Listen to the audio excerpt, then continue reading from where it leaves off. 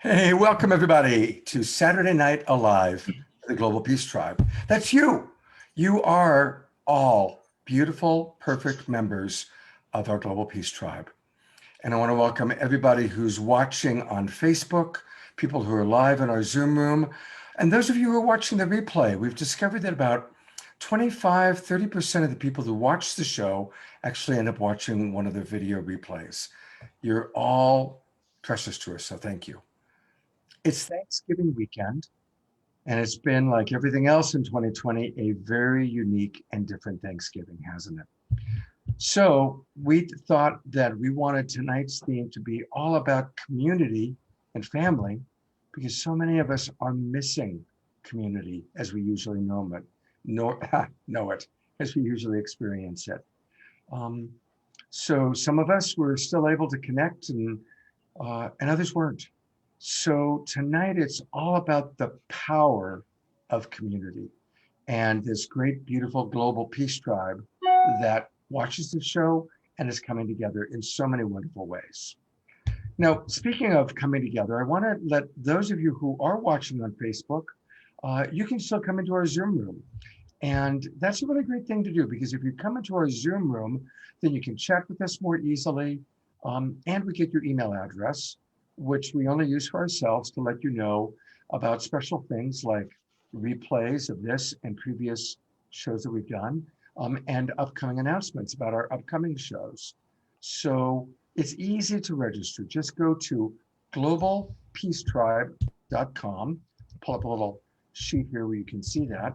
Go to www.globalpeacetribe.com. It takes about 30 seconds to register. And then you can come right into our Zoom room.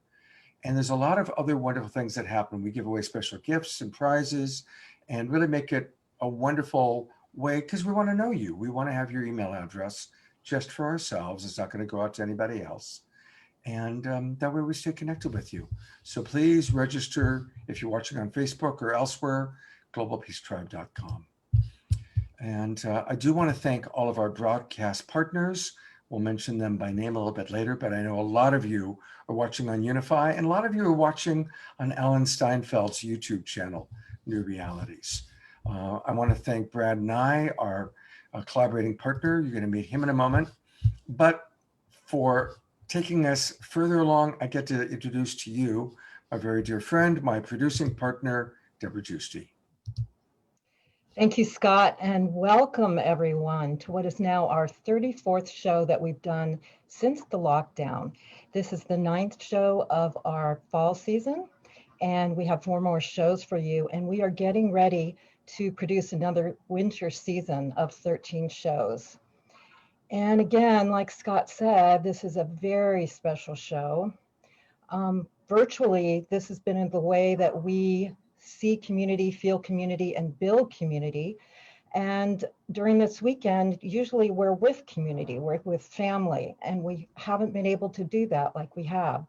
So a show like this, a theme like this, brings to light how important community is. And again, we thank Brad Nye, founder of Tribalize, who has pulled together this show. And the theme is the power of community building trust and coherence, because there's also an art to creating community, building community, and having that community be rich and serve you and the community that it serves. And we've got incredible speakers on and musicians, as always, that are going to highlight this theme and give us more understanding about creating community and establishing community in our world. So I'd love to introduce them to you now. We are going to have Ferananda Ebira. She creates economic solutions for regeneration and the commons. She's focused in food systems.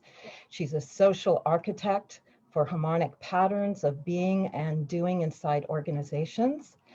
And with her is David Rose, who's a designer and builder of regenerative community ecosystems, and he's the creator of Just One Organics brand and the founder of CEO Unified Field Corporation.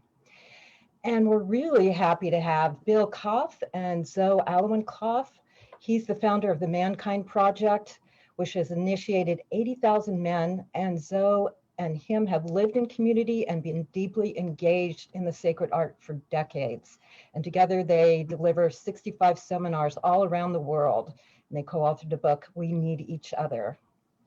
And we're also happy to have Diane Leafe Christensen. She's the author of Creating a Life and Finding Community. She's the editor of community magazines for 15 years, and she specializes in what works well in eco-villages and co-housing communities. And we're happy to have Stephen Brooks. He's a world leader in creating ecological communities, especially in Costa Rica, fostering models of thriving ecological communities. And he is the founder of Punta Mona Center for Regenerative Design and Botanical Studies. And we have Lotus Sattva. She's a new paradigm initiator and activator. She's been on the forefront of building community for many, many years. And we're happy to have Connie Baxter Marlow and Andrew Cameron Bailey. Connie and Andrew are original thinkers, futurists, and filmmakers. They are the authors of the Trust Frequency, 10 Assumptions for a New Paradigm. And as usual, we have incredible musicians. We have Bear Kittay, an entrepreneur, political organizer, musician, currently co-founder of Good Money, a new online banking forum, but he's gonna bless us with his music. And we're happy to have Elisa Rose. She's a singer-songwriter and transformational facilitator. She's the creator of Inner Body Alchemy and incredible musician. Happy to have her. And Matreya Wolf, who's an extraordinary woman who carries an array of truly beautiful gifts in the form of music, wisdom, and healing power. And for our meditation tonight, we are thrilled to have Michael Brian Baker. He intersects modern science and universal wisdom, such as yogic pranayama, Western philosophy, South American ethnogenics, and takes us deeply into the breath. We will also have Sheri Herndon. She's a new Renaissance woman of many talents. And I want to honor Brad Nye, who pulled this team together and is the founder of Tribalize. So thank you so much, all of you, for joining us. It's going to be an incredible evening. And I want to share that our GoFundMe tonight is going to be a little different from what we've been doing over the past months. Over the past 34 shows, we've actually generated from all of you that have given to us over $65,000 that we have given to extremely valuable nonprofit organizations and wildfire victims. Those people in the West Coast and Colorado that lost everything. It's been amazing, and we thank you so much. And what we would like to request is we're getting ready to launch a new season, and we'd like to ask you for your help in doing that. It's a pretty huge task creating a show every month, but Scott and I are like that, and we just work nonstop and go for it. But we'd love to have a team. We'd love to do this in a professional way, and we'd love to invite you to give us your green love this show so that we can launch a new season next January through March in a totally awesome way and continue through the new year. So we'll talk more about that later. But I'll be posting the GoFundMe link as usual in the chat room, and we love all your green love. But right now I want to invite our co-host, Brad Nye, to come and talk a little bit more about the theme. Scott and I have known Brad forever. I would say he's a core part of our soul family for 30 years or so. And he is an amazing social architect. He's a community builder. He's produced so many events. He's always on the cutting edge of what's next and what we need to know. He is the founder of Tribalize, which is a conference that brings together all the people like on our show that are experts in community and community building, including intentional communities, which I know a lot of us would love to live in. And he's a lifetime producer, major networker. This is his show here that's coming up in April, the Tribalize, that's going to be happening in Grass Valley, California. And he's just a lover of life, always on the cutting edge. So I'd like to invite Brad now to come say a few words about the theme and begin the show. Thank you, Brad, so much. Thank you, Debra, for that beautiful introduction, and Scott for putting this together every week, and Shareya Dharma, who also worked on this particular episode. So it's a big team effort, and you guys are doing a great job. This is a really fun format. This is a blast. I didn't realize this was going to feel so good, just knowing that we're all co-creating this together with our little bit of magic. I want to start with a quote from a mystic named Sadhguru. Many of you probably know his work, and he likes to say that we have the technology to solve every human problem on the planet today. We just don't have the consciousness to. And I say that because there's a technology, a social technology, that I feel is probably the most important technology that we have available to us. Can you guess what that is? It's the circle. That's right. The primal sitting around the fire, telling stories together. It's kind of what we're doing tonight. We're sort of in a digital fire circle right now. And the importance of this circle and employing it into our work, it's the place where we can build intimacy. It's the place where we can build trust. It's the place where we can build really shared connection with others. And if you think about it, it's the place where we really see each other. It's the place where we deeply share our truths and our vulnerabilities. And it's where we share our stories too. It's the original social media. I like to joke saying this. The circle sitting around the fire was the original social media, telling stories and passing them along.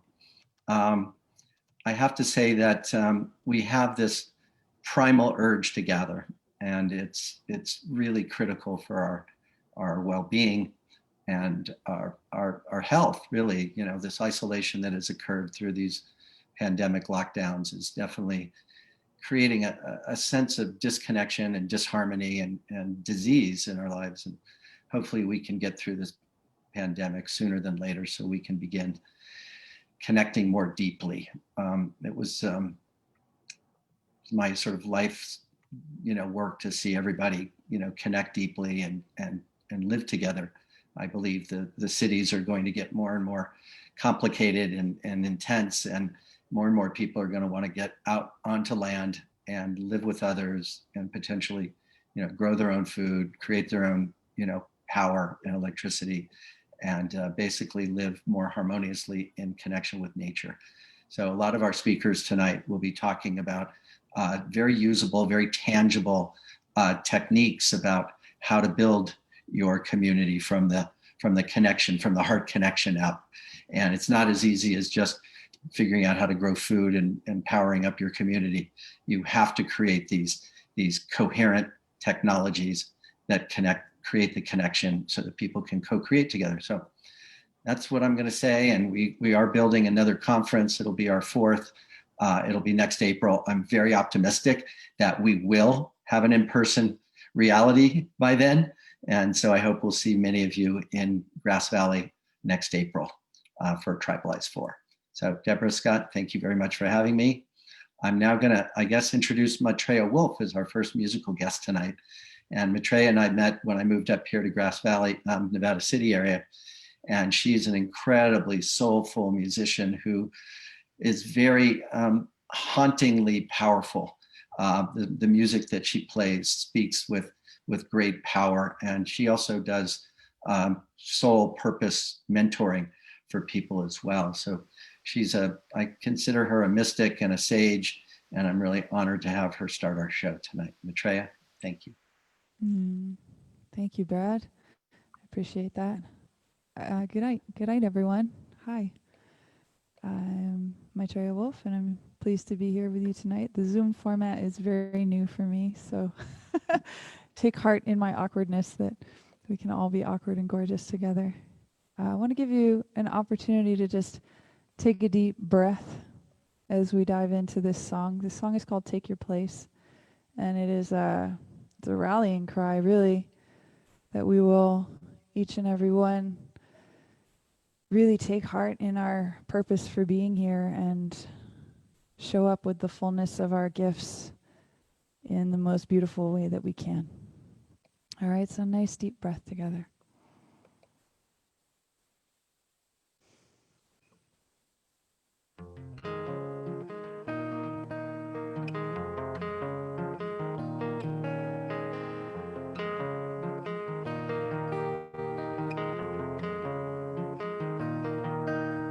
Be a light in dangerous places when all other lights have gone out.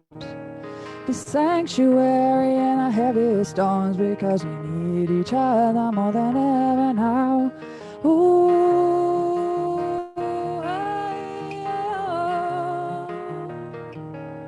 I need each other more than ever now. So send your roots deep into the earth, and from there raise your tree of life. Reach your branches out wide and be a place of rest before those on the longest flights. Don't fear the sorrow, don't turn your back on the pain. None of us knows how it will happen, but a feather will tip the scales, take your place. Oh, oh, oh, oh, take your place. Oh,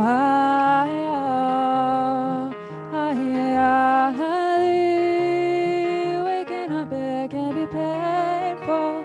I swear on my life that beauty and the power to turn the tides is calling your name, so now stand up.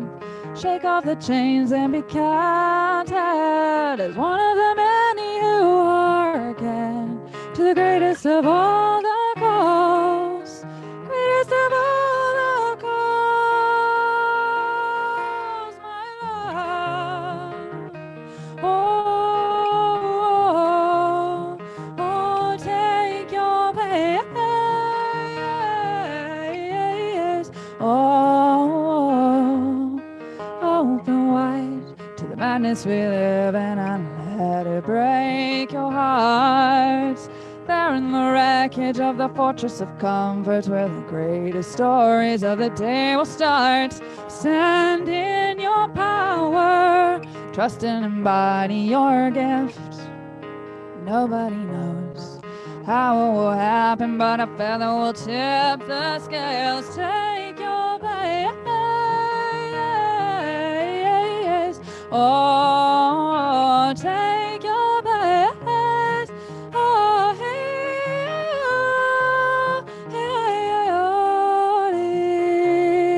waking up, it can be wonderful. I swear on my soul that beauty and the power to turn the tides is calling us all, so now stand tall. Shake off the chains and be counted as one of the many who hearken to the greatest of all the calls, greatest of all the calls of my love. Oh, take your place. Oh, take your place. Oh,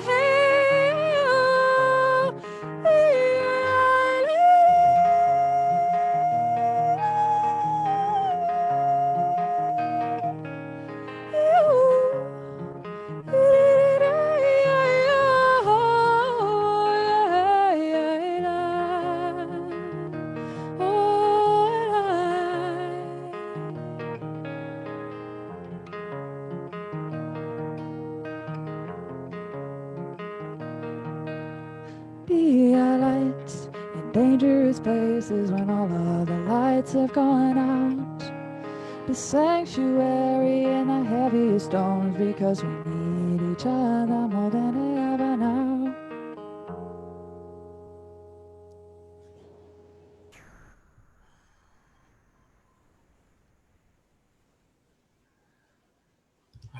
Thank you so much. Just the perfect way to start this show. I was not familiar with Maitreya prior to Brad suggesting her coming on.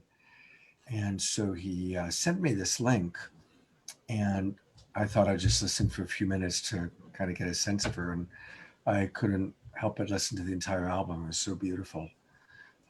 As you can imagine, all of you have just heard that exquisite voice. And this album, it's a journey. It's the kind of thing to like just really drop in, and it takes you on a very, very beautiful journey. So I want to encourage everyone to visit matreyawolf.bandcamp.com and her beautiful album, Fertile Darkness. And Maitreya, I'm really glad you're going to be coming back on, playing a little bit later on in the show. So thank you.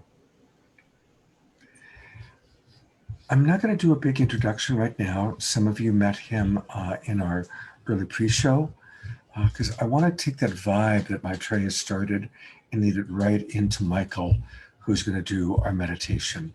And then we'll learn more about Michael after the meditation.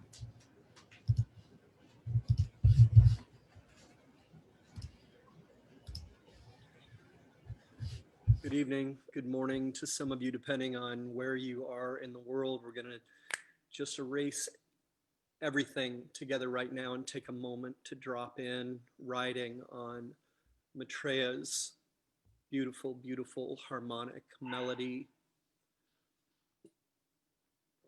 Let's take a moment just to acknowledge the cardinal directions in each of our spaces so that we may dissolve time in between us, brothers, sisters, fathers, mothers, aunties, uncles, whatever the social role is, to dissolve it now. And just to drop in for a moment on the feeling of being complete, being resolved. Let's move forward. Let's move it forward 36 months, 5 years, and just drop into your hearts now. Feel into it as already complete. Take a deep breath in through the nose together. And then we're just going to close our eyes for a couple minutes. Allow the body to get very, very heavy. Just let it go and drop. Allowing every cell in the body to just become liquid. Raise our frequencies to the highest of that which is creative force, that which breathes us now. Take a deep breath in. Hold it for a moment and release.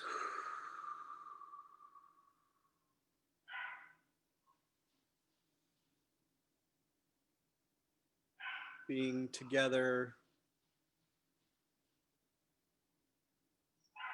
acknowledging deeper connection, more of that which is similar.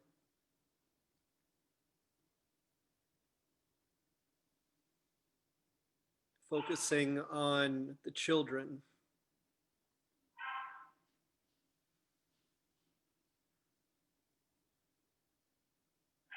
Our connection being a model.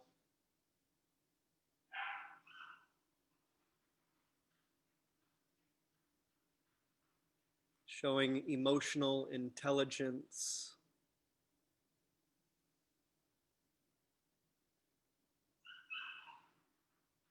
The ability to make challenging decisions with joy and optimism. Deep breath in. Breathe in the possibility of all of that which is falling into place. Release.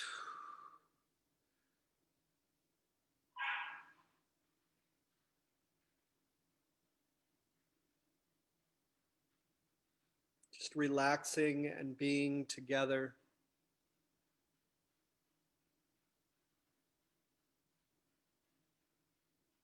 with a childlike willingness to explore, integrate the lunar and solar channels within us. Deep breath in. Good, and again, just release together. Being completely content with what is.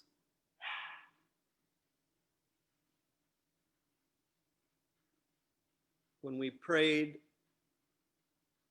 for kindness, generosity, compassion, and tolerance, this is what it would take to arrive at that space. Breathe in with gratitude. Deep breath in.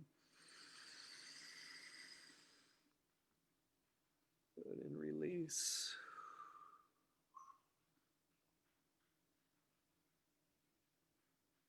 And now let's just turn in towards our hearts.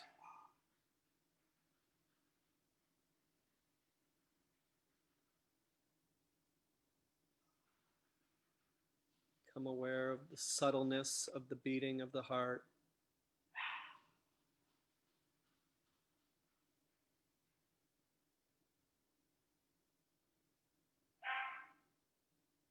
Feel the vital force pulsing through the body.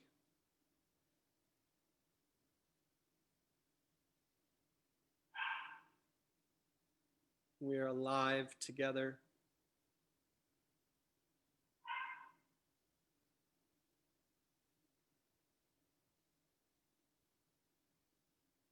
We are human.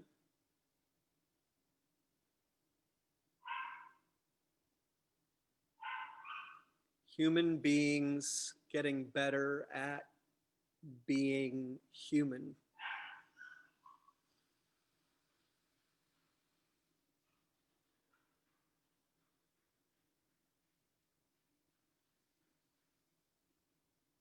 This is all an inside job, finding balance,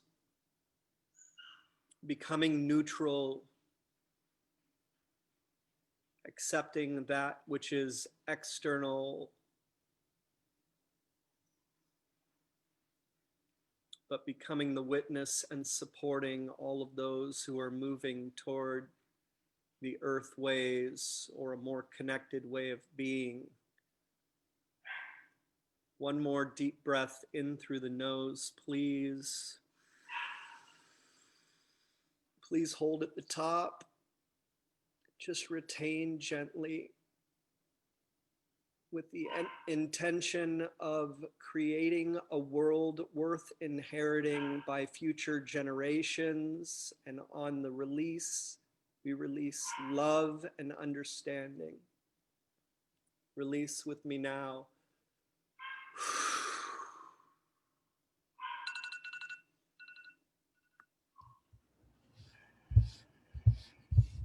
When you're ready, you can open your eyes again. Thank you so much for these beautiful opportunities to connect. Know the tears as they fall are the purification of this earth. Thank you so much.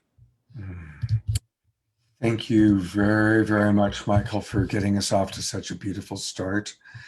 And he's got a wonderful website. It's easy to get to. It's trueawakening.com, trueawakening.com. And for over a decade, Michael has held solid ground at this extraordinary intersection of modern science and universal wisdom traditions. He has been very involved in yogic pranayama, Western physiology, South American ethnogenetics, harmonic frequencies, and sound healing. He does exquisite breath work, which we didn't have time to have him share tonight. But thank you so much for being with us. And again, I'll just go back to your website briefly. You can find out all about Michael by going to trueawakening.com. And may we truly all awaken with maximum grace. Thank you for being with us. Mm. All right. And it's time time now for our next guest. Yes, and I'm happy to do the introduction, Scott. Oh, great, thank you. And so our next guests are a partnership of Ferananda, Ebira, and David Rose.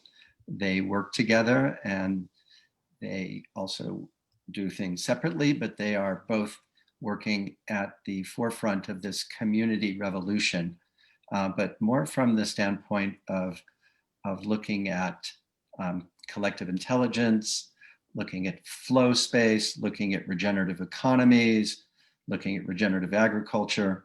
So I'm very excited to introduce them and have them share kind of a little bit of an overview of what's going on. Ferananda has been one of the sort of forerunners of the collective intelligence movement and one of the founding architects of a technology platform called Holochain, which you'll hear a lot more about in the years to come.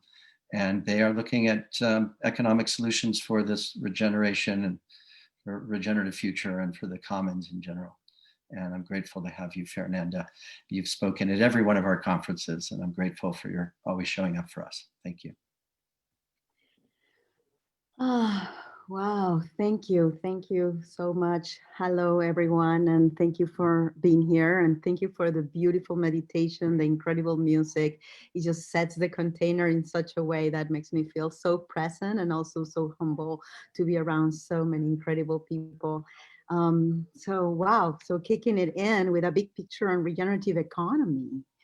And, I want to start by saying that when people think economy, they normally relate it to things we know, like money, or, production and distribution of resources, or, I'll relate it to, the ways in which banks work, or I relate it to these boring spreadsheets that economists do. And it's not about us, it's about how people manage our economy.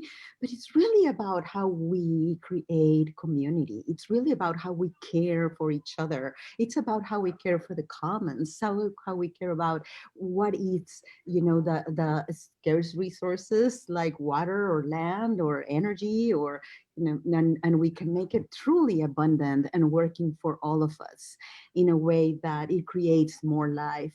So to be able to create true sovereignty and communion, we need to look into the aspects of economics, and we need to address capital in a different way and to redefine wealth in a completely new, with a completely new lens.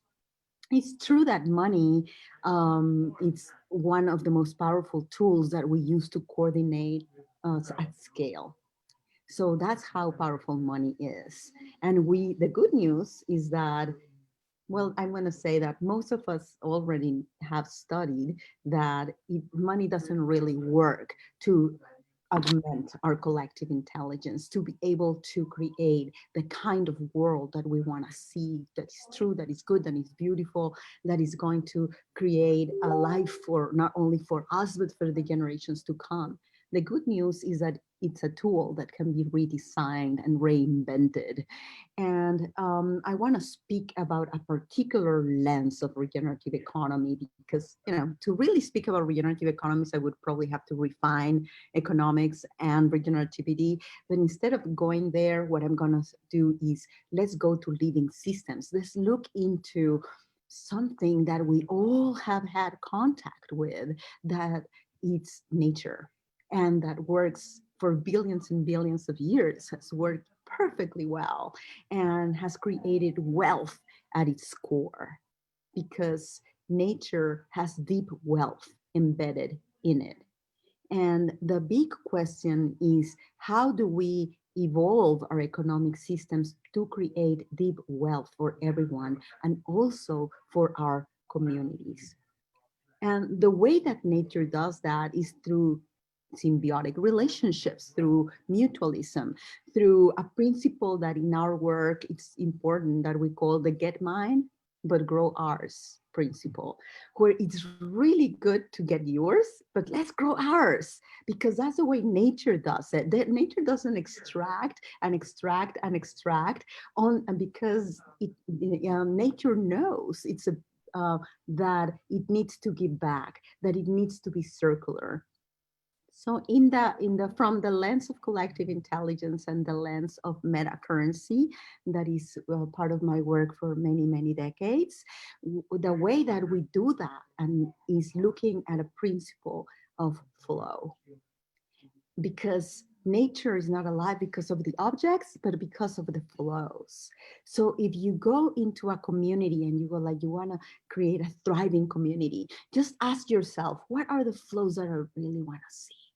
Oh, wow, I would like to see collaboration. I would like to see communication. I would like to see reciprocity. I would love to see generosity. I would love to see joy and fun. And then from those flows, you can start creating little small hacks that will help enable those flows, that will help make invisible those that are already there.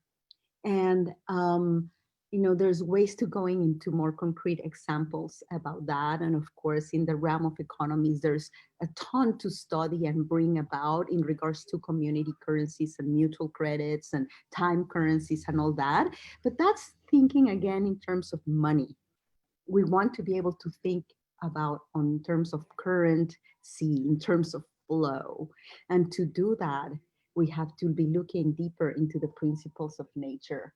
And here, I'm gonna, sorry, it's only 5 minutes. It's like a full ground of work in 5 minutes, but I'll get it to you for the principles.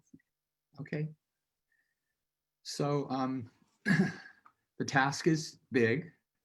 The vision for our part of the overall picture is to regenerate every food system in every community on Earth. And so to do that, we have to be powerful, efficient, highly organized, and base everything on we call it sometimes a oneness-based perspective, a natural perspective, because then we're harnessing the power of nature to work within our systems. So we've identified 6 principles that we see in nature that we like, and we're baking those into everything that we do as best we can, and it's working. It's pretty amazing.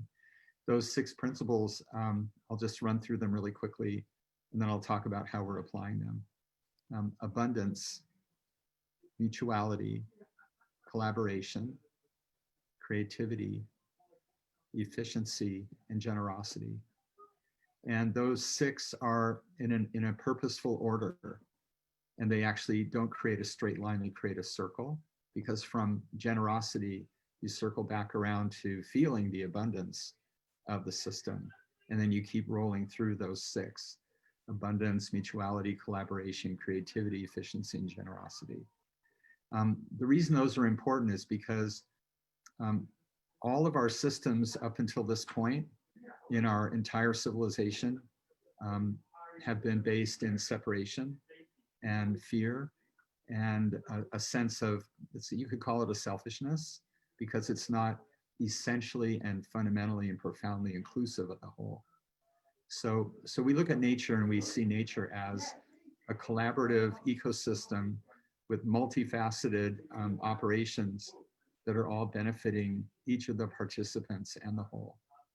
So in designing an economic engine that could accelerate, now we're getting a little bit more into the grounded, what are we actually doing, and how can you take some of this into your communities?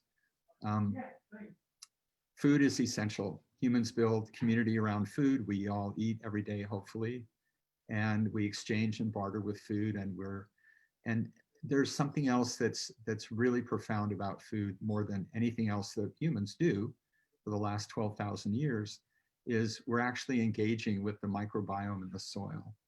And that's a powerful thing to really get to know and to increase your awareness, the depth of your awareness about the soil, because it's a network and it's already a community, and we can model after that too. So for example, in our bodies, if we're reasonably healthy, we've got about 10 times the number of microbes on and in our bodies than we do cells. So 10 to 1 microbes to cells. So you could say, who's hosting whom, right? And then the other piece is the corollary to that is, if you hold up a handful of really rich, microbial rich soil, you're actually holding more life forms, more microbes than all the people on the planet. So it's a vast intelligent network that communicates and does work and collaborates in a really highly efficient way. And so there are all these principles that we can start to engage with through food and through the regenerative farming of food. So it's really important that all of our communities have an active foundation in growing food. And so in order to accelerate that happens, we started a whole business, a global business actually, around the idea of creating these gentle drying centers that will be set up in communities around the world. We have one right now that we're piloting up in Oregon, and then we'll start 12 more, and then we'll start hundreds more after that. Each one will be able to buy $10 million worth of locally produced organic food. We've already piloted all the equipment, and we've got it running right now in Oregon. We're producing and selling our food. And as we scale, we'll be accelerating this dynamic economic engine that will be buying lots of organic food from local farmers and stimulating that economic development around these principles in the local food system. I'll just leave off with mentioning the 4 mission arcs that we address, that we feel all come together in an apex around this relationship that humans have with the soil. And those 4 mission arcs are creating stable local food economies, which has to do with our relationships with our farmers, making farming a thriving vocation, creating wellness in our population by mainstreaming healthy, yummy, really delicious, convenient food, pulling down enough carbon back into the soil to reverse climate change, which can only be done through massive amounts of regenerative farming that we'll be paying for, and then eliminating hunger by recirculating the flows of some of the seconds that are now being wasted. So those are some things to think about in your community development that, that you can apply. So thanks for the time and good luck.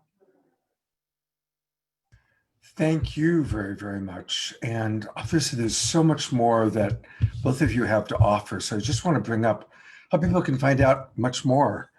We can learn more about what Ferananda is talking about and doing with newcurrencyfrontiers.com. No, that's very old. You won't find anything in New Oh, Currency Frontiers. sorry, that's what they had created for us. So Yeah. It's a very old blog, but you can find out in commonsengine.org, which is in the chat, and I'll post a link with a discount for this gathering for the currency design workshop, which shows how to convert flows into and enable those flows. I'll leave it there. Okay. Now, is your website still valid, David? Yes. Okay, so I'm going to go back to screen share that. And David, just tell us a little bit more about justoneorganics.com. And that's, of course, how people can find you. Tell us a little bit more about that. Well, justoneorganics.com is actually a retail shop that talks about our 4-point mission. We say Just One Organics is a mission that had to start a company so that we could mainstream the impact of the mission. So our contacts are there. If anybody wants to know more about how to accelerate your local food system economy, then you can talk to us or write us and we'll respond. But you can buy our good food there. There's great pictures of our food. But really the food is the engine. We all need to eat anyway, so we might as well recirculate that value and regenerate our world food systems. Beautiful. And we're designing a currency backed by food to be able to have people participate in a way to create that 4 points mission that David was talking about. Right. Well, thank you both so much for being with us. And yes, I know 5 minutes is such a short period of time when you're doing such extraordinary work that's really changing our world. So thank you very much for who you are and what you're doing. And certainly hope to have both of you on one. We have other shows that go more in depth. So hopefully we can have you on one of those soon. Thank you so much. All right. Hey, hello, everybody. So one of the things that I always appreciate about our show is that we raise money. In fact, this show began as a fundraiser back at the very end of March. Debra Giusti was going to host a fundraiser for a friend of ours. And then the pandemic hit and shelter at home, and she knew that I was very experienced with online programming. She said, Scott, let's do like a online concert and fundraiser. And we thought it was going to be a one night thing. Well, a lot of people liked it. They said, hey, during this pandemic, that really was helpful. Can you do it again next week? And it grew and it grew and it grew.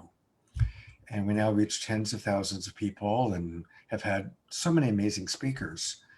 But we never stopped the fundraising part of things. And we, for the most part, for the first like 6 months, primarily found nonprofit organizations that we supported, Meals on Wheels and people that help the homeless, and really finding those local community organizations that were getting food and services out to people. And then the California, Oregon, and Colorado wildfires hit. And so many direct members of our community, people who had been watching our show, people who had been on the show, lost their homes. And so we started fundraising for them.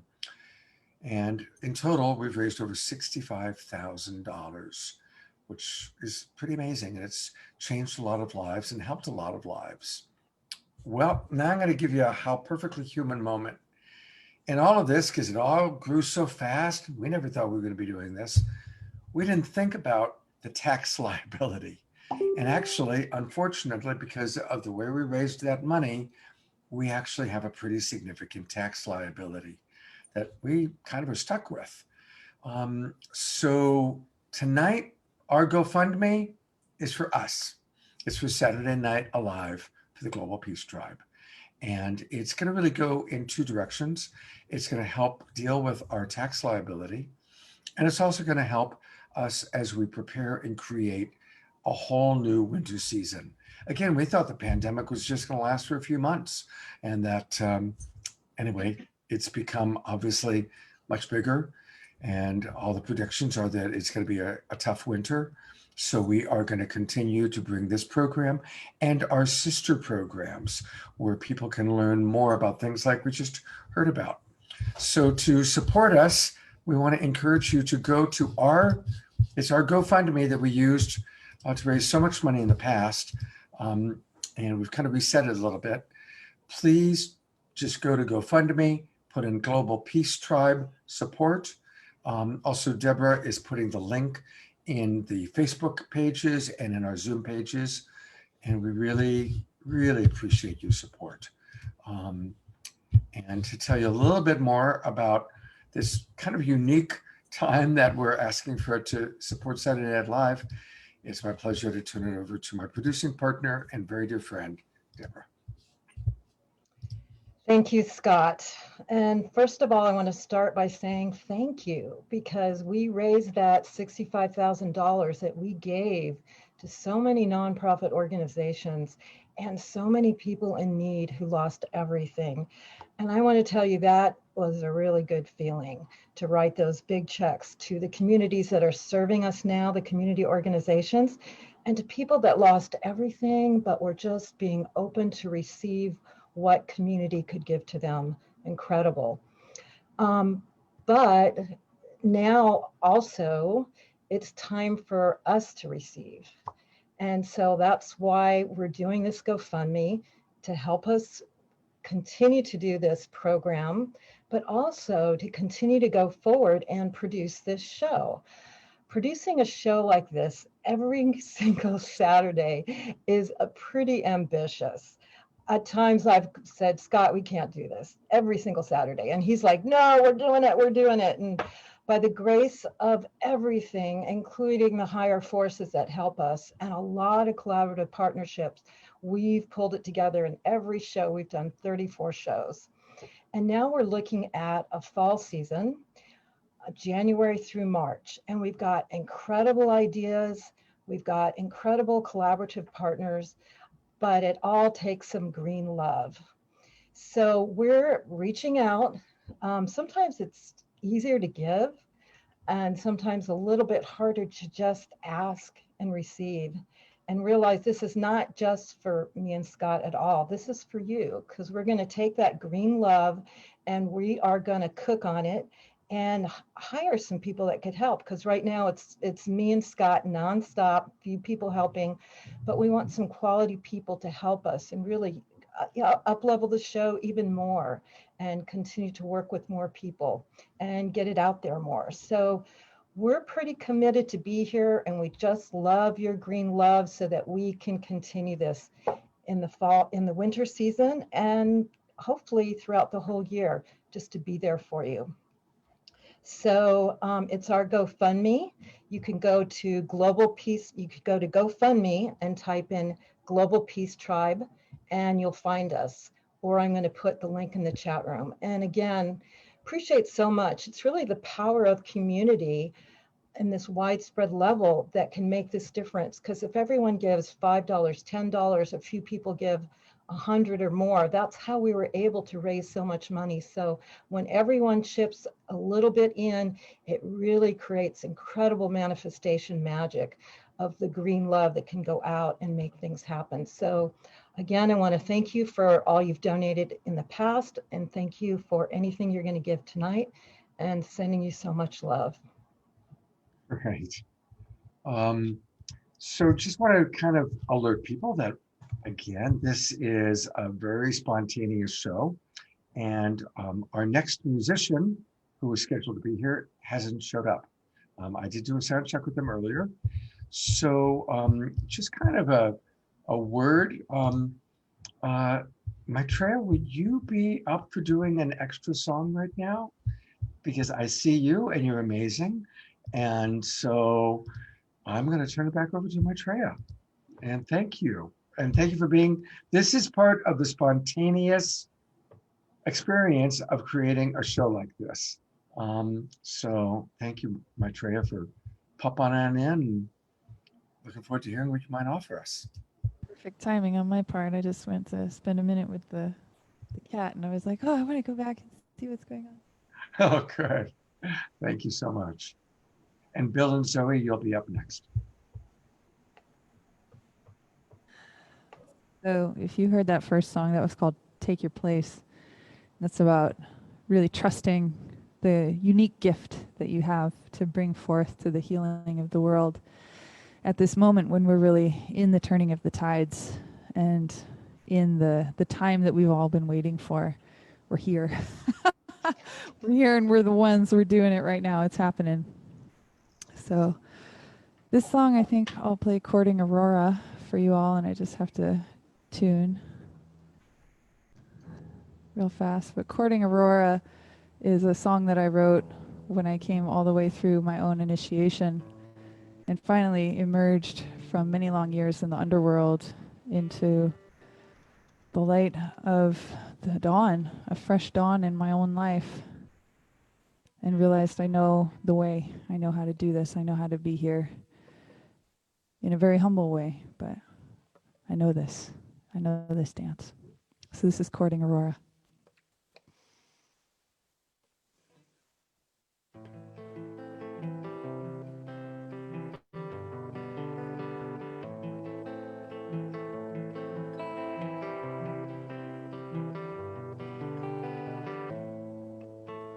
Quietly gather the midnight hours, the night is deep and cool. Onward I go to offer this holy cargo, the bounty of my soul. Out of the canyon her voice reaches me, current of a stone. Onward I go in silver light to the waterside, to my lover's arms. I know the way. I know the way home.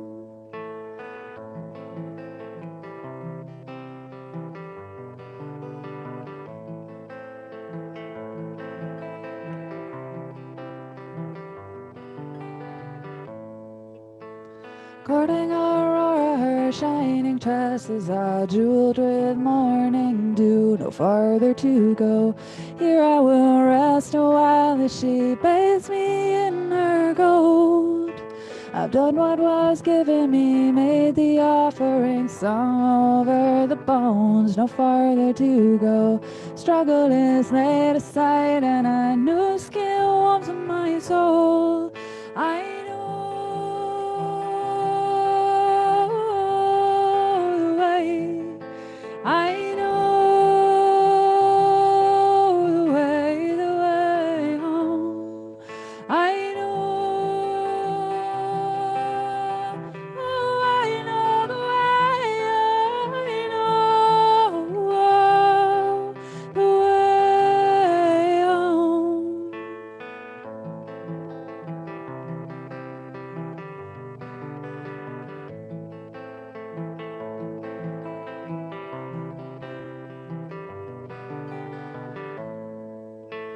Quietly gather the midnight hours, the night is deep and cool. Onward I go to offer this holy cargo, the bounty of my soul. I know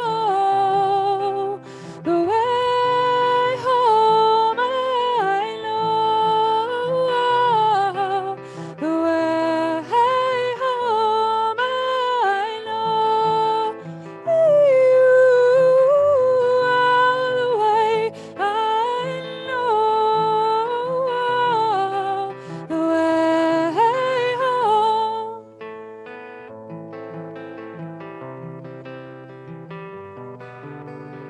I know the way home. I know the way home. I know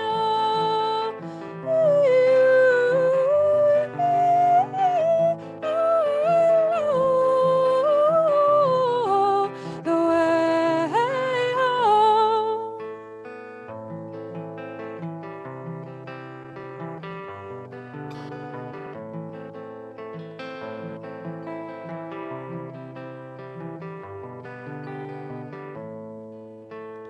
Chording Aurora, her shining tresses are jeweled with morning dew, no farther to go.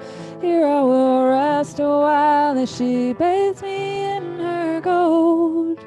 I've done what was given me, made the offering, sung over the bones, no farther to go. Struggle is laid aside, a new skin warms my soul.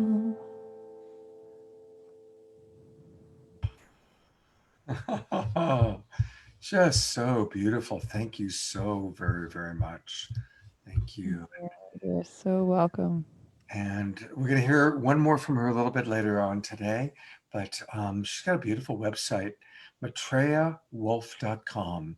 It's spelled MaitreyaWolf.com. MaitreyaWolf.com. Yes, let's live our mythology.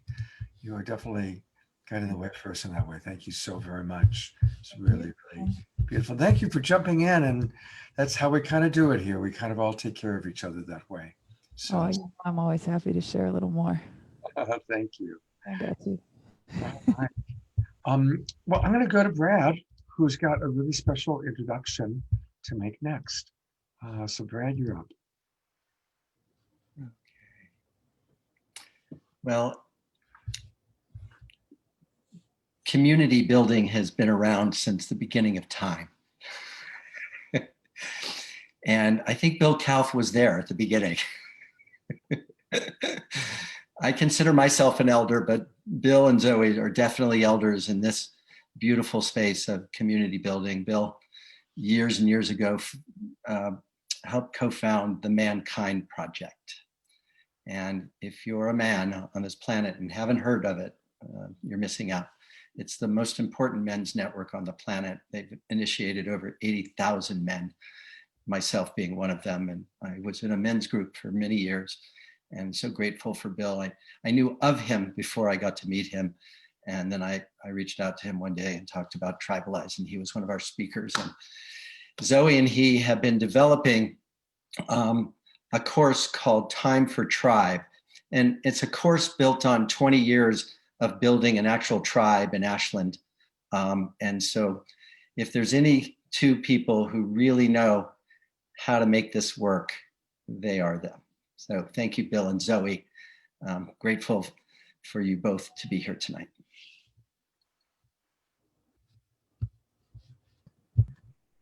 Cool. Thanks, Brad. Wow.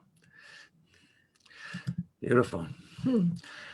Well, I'm going to start off because Brad, that just tipped me over. You know, it's such an honor to be a part of this tonight, and with all these musicians and speakers. We're in this such a time of COVID that this is a blessing to everybody. So It is. Thank you for doing this. Yeah, welcome. Stay with us. This has been quite a journey that we've taken, as Brad suggested, over the years. And it's not easy, man. It's really hard, but we did it. We worked. It took us 10 years to build our tribe, but our tribe is thriving and at a level where we're actually teaching others now. So we just want to kind of share what is possible. Yeah. We both longed for tribe, for community, because we both knew how important community is. And our tribe now, after we're going on our 8th year of 19 people together that meet every week. And our tribe is non-residential. Yeah, so it's real different from what other folks have been talking about, because we don't talk about land or anything.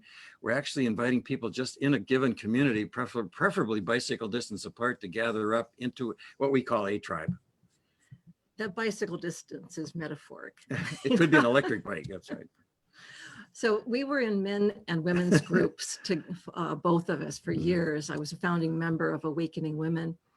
And in the 70s, I experienced all sorts of communes in New Mexico. My sister was there at New Buffalo commune early on.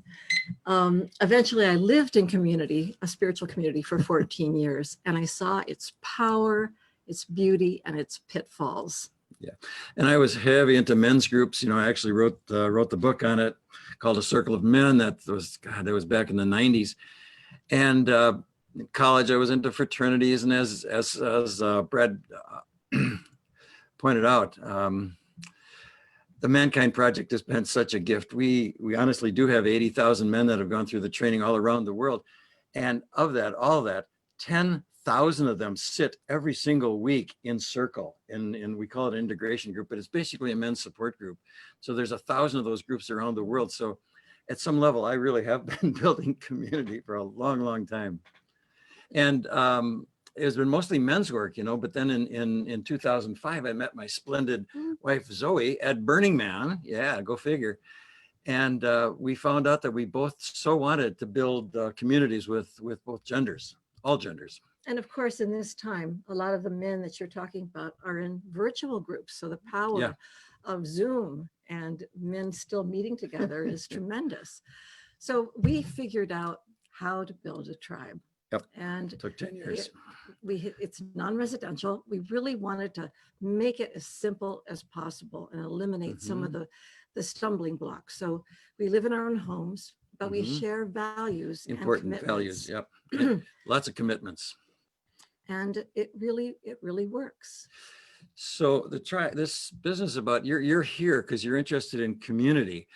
And what we're going to suggest is that the community that you probably want is for you. Now, I say that very specifically because there's a couple different kinds of communities. There's bridging and bonding. I got this from a guy named Robert Putnam, who wrote Bowling Alone 20 years ago about the disintegration of community in America. So bridging and bonding, he says bridging is groups that get together with a function. They're bridging out to serve somebody, to take care of homeless or poor people, or to take care of women or children. They're together literally to do a task. Whereas bonding groups, when people get together in a bonding group, it's all about us. We get together just for our own growth and evolution. And that's what our tribes are about. And that's what those 1,000 men's groups are about. And here's what's amazing is once people actually get together and they start doing their own inner work, they grow and they evolve and they get to a point of looking around and say, whoa, you know, I realize that my life is working. and there's nothing to do but give. And from that point comes all of these incredible projects that serve other people. So inviting you to consider building your own group for your own growth. You know, Charles Eisenstein says that there's that we need far more intimacy than we can hardly imagine. So much has been, connection has been lost. And we knew that that was really important. And we wanted to create the tribe right here in Ashland, Oregon, where we lived. And there are some challenges and there are lots of mistakes that we have made over the 20 some years we've been doing this. So we teach you what to do and not to do. So we have some tips for you. Yeah, you know that the tribes are place-based because we meet face-to-face. That's so important. And I know it's been so hard with the COVID going down, and God, we're hoping that that's going to be done. So we're doing our best on Zoom like everybody else, but we do whatever it takes to get together personally. So here's the first tip, so to speak, is imagine your tribe is something that's your creation. So if you have a kind of a vision of how many people and who those people might be and what you do at meetings, then you can begin reaching out. And what that makes you is like a founder, like it makes you a champion. And without that founder energy, it won't happen. So we're actually inviting you to actually imagine yourself as the founder and then take the help that's available to create it. And the thing about the founders is once the tribe is in place, they de-roll, they step back and they become just part of the group, which frankly for me was an incredible gift once we had our tribe mature enough that I could step back. Yeah, we were very clear about the vision that it takes a kind of a certain kind of humility, the humble kind of leadership to build this, hold the point of being the champion until everybody has gone through the shared values. But it is important that the long-term vision is co-creative leadership. Yep. And you know, and some of you may be familiar with spiral dynamics, and spiral dynamics, all these worldviews have their strength and they have their weakness. But we see that there are strengths in each one of those, and we're not afraid to use each of those dynamics in our tribe building, including ceremony. So the second tip, to do this, we find that it's very important to discern who is a good fit for your tribe. You don't want to drag somebody into it who's going to be miserable in a situation where you're very authentic and speak deeply about your own experience. Not everybody wants that. So you need to carefully choose and gather the right people for your tribe. It's crucial for tribes that work long-term. And we do have other tribes across the United States and in Europe that we've helped form.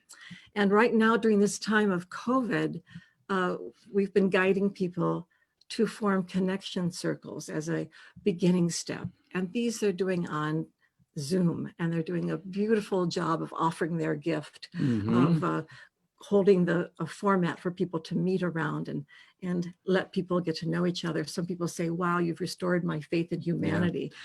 And even before the COVID, we were suggesting that people create a connection circle and get to know a few people before they start making a clear choice. The founders do that. They get to know people and then they start making choices. So here's some other important details for tribes that work well. And this is, again, those that live in their own homes and live close to each other. So we consider gender safety to be a really important thing. You know, it's been 5,000 years of the patriarchy being awfully tough on the feminine gender. And so we actually talk about it and very deliberately invite people to build that into their tribe. And the other, really, I guess this is terribly obvious, but conflict resolution skills, we call it conflict transformation, because if it's done well, both people in that drama actually grow significantly. We've seen that. You can't believe how many times we do it. Like it was about 2 weeks ago. Where our tribe is a lot like family, where we're scrapping with each other sometimes, but we take the time to find each other and kind of learn to love each other again. It's amazing. We use our model is a little bit like the MKP clearing combo with nonviolent communication. It's a heck of a model. I'd be willing to share that. So we also do a bunch of work around what we might call bonding or intimacy. And they're fairly simple skills, but it really requires somebody to hold the group in a place where they do it. I mean, just skills like, wandering around and looking into each other's eyes and saying, I see you. It's amazing. So here's one of the things that we discovered that does not work. This is one of those admonitions. Please don't do this. And what we're asking you to not do is to call a whole bunch of people together and say, people, we're going to create community. Now it's counterintuitive, but I got to tell you, that does not work. What works is for the founders to actually carefully choose 2 or 3 or 4 people and then bring them into a certain skill set and then choose 3 or 4 more. It's actually a fairly slow organic process that actually works. So that's a mega tip about what not to do. I know we're giving you a lot all at once. Yeah. But you're the kind of people that can take this in. That's good. Because Yeah. we really, as Michael was doing his breath work, saying, we need to be human beings. We are human beings getting better at being human. So the other thing I want to say is that that everyone takes a turn guiding the tribe. So it's this beautiful co-creative leadership. I think it was Thich Nhat Hanh that said the new Buddha is the Sangha. That was Thich Nhat Hanh. And that has been something that the people in our tribe longed for throughout their life, and to actually have it. And as I say, we're going on our 8th year together, which is pretty amazing. Yeah. So once when I was, and I've done an awful lot of groups. So as founder of our tribe, after about a year, they were way mature enough, and we said it's time for us to de-roll. So they created this beautiful ceremony, and I became just one of the tribe. And oh my God, it took probably 6 months for me to realize that I could let go of having to do anything. And I was just part of the tribe. It was like I could fall back into the arms of my tribe, and they would totally catch me and love me. And so it's been for a lot of years now. So we want this for you. And I think they'll tell you, go to timefortribe.com and get that little booklet that we've prepared there. So it might sound complicated, but it's actually based on this one thing: doing what it takes to simply learn to trust and respect and support yourself and other in a profound new way. And it means you need to take your place. Thanks for hearing us, and blessed tribe. Yeah. Thank you so much. And I think people are going to want to hear more. And a wonderful way to hear more is to go to timefortribe.com. And I love what they wrote, because this is what we just heard. We guide people in building their own loving, bonded, long-term, committed community. God. God bless you so much for paving that incredibly important way. You are pioneers of our generation, of this time. And I know that I'm 64, I've been around for a long time. And remember like 30 years ago, we were all looking for our soulmate. But then it transitioned into looking for our tribe, for our community. So thank you for showing us how to do that. Hey, thank you, Scott.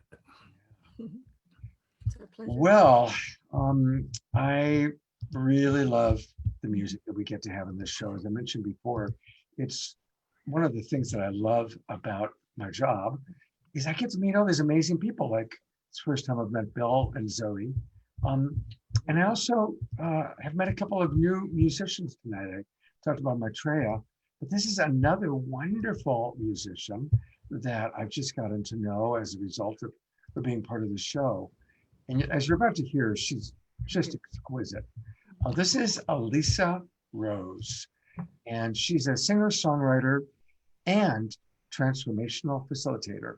Here's our link to her. She's the creator, and Bill and Zoe, need for you guys to mute yourselves, please. Elisa is the creator of Inner Body Alchemy. It's a culmination of practices that guide all of us as we work with her home to ourselves. She combines somatic, spiritual, and vocal opening techniques. And she's been traveling the world sharing music and teaching for 10 years.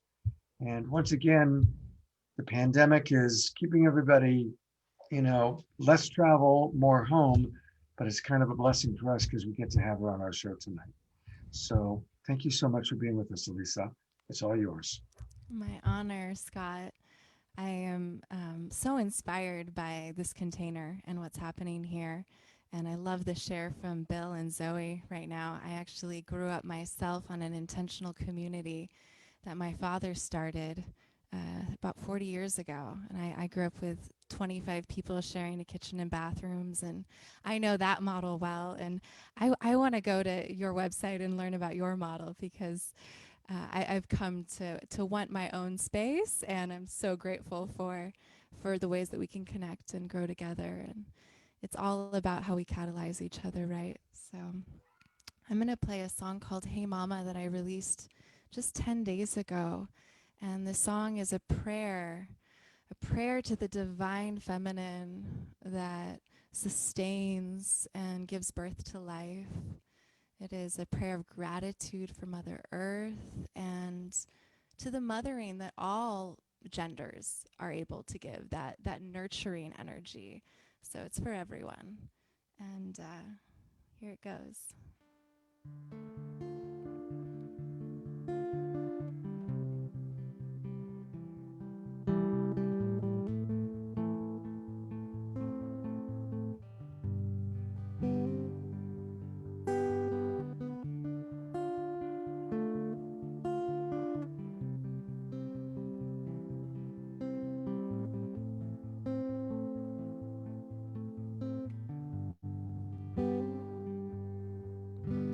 Spirit, I call you. Spirit, I feel you in everything. Hear my voice. Use me to sing. Waterfalls quenches the desert. The earth opens herself again. On the ground below my face, it's a welcome way to go.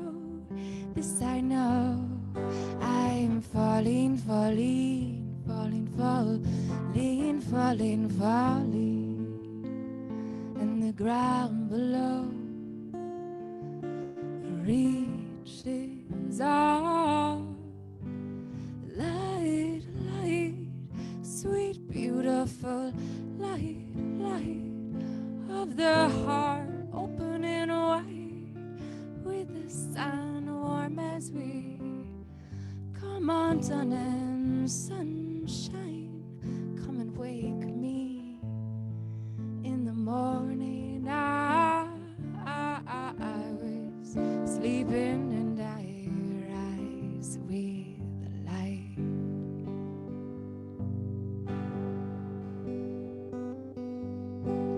Hey mama, hey, you brought me alive. Hey mama, hey mama, hey. Hey mama, hey, you brought me alive. Hey mama, hey. It's a long road we're winding and unwinding. Our ancestors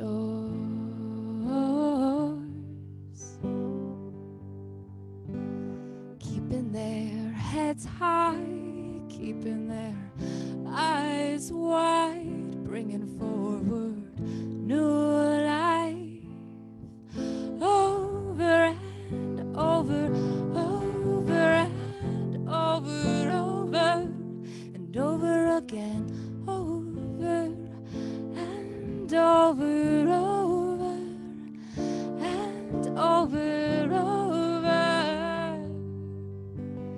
Light, light, sweet, beautiful light, light of their heart, open and wide, with the sun warm as we come Come on, sun and sunshine, come and wake me in the morning. I was sleeping and I rise with light.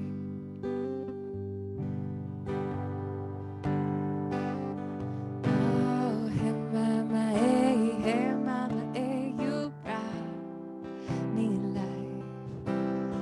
Hey mama, hey mama,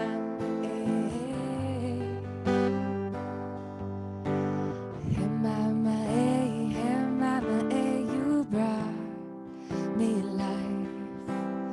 Hey mama, hey mama, hey. Oh, hey mama, hey mama, you brought me life. Oh, hey mama, hey mama, hey. Hey mama, hey, you brought me life. Hey mama, hey mama, hey.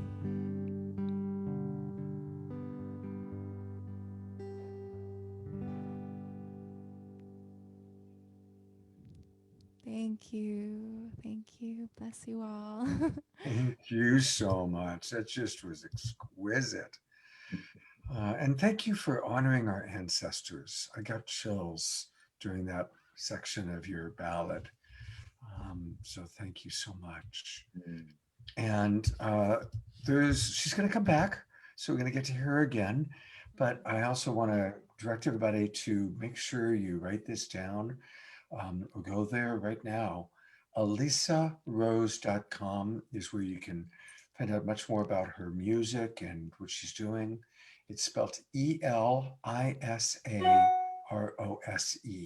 ElisaRose.com.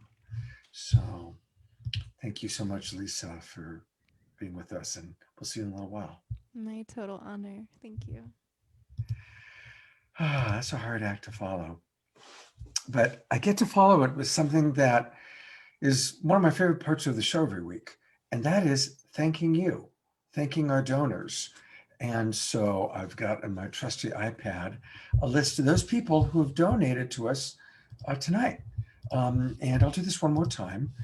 So there's still time for you to donate. I'm going to put up our screen so you can look at it. But the people who've donated so far, first of all, a lot of anonymous donations. So thank you to Mr. and Mrs. Anonymous and all of your aunts, uncles, and cousins that are generously donated. I also want to thank Veronica Johnson, Marcella Stevenson, Margaret McIndy, a lot of anonymouses, Marliana Cataldi, Terry Russo. Terry, thank you. You are always, every week, generous. And you're one of our regulars. I really appreciate you. Thank you. Annie Mitchell, Carla Martin, Kate Gallagher, Wendy Eden Harris. She's also somebody I recognize her name a lot. Kathleen Astor, John McCabe, Carol Weekly. Hi, Carol. More anonymous, Diane Meyer, Ayata Ayala.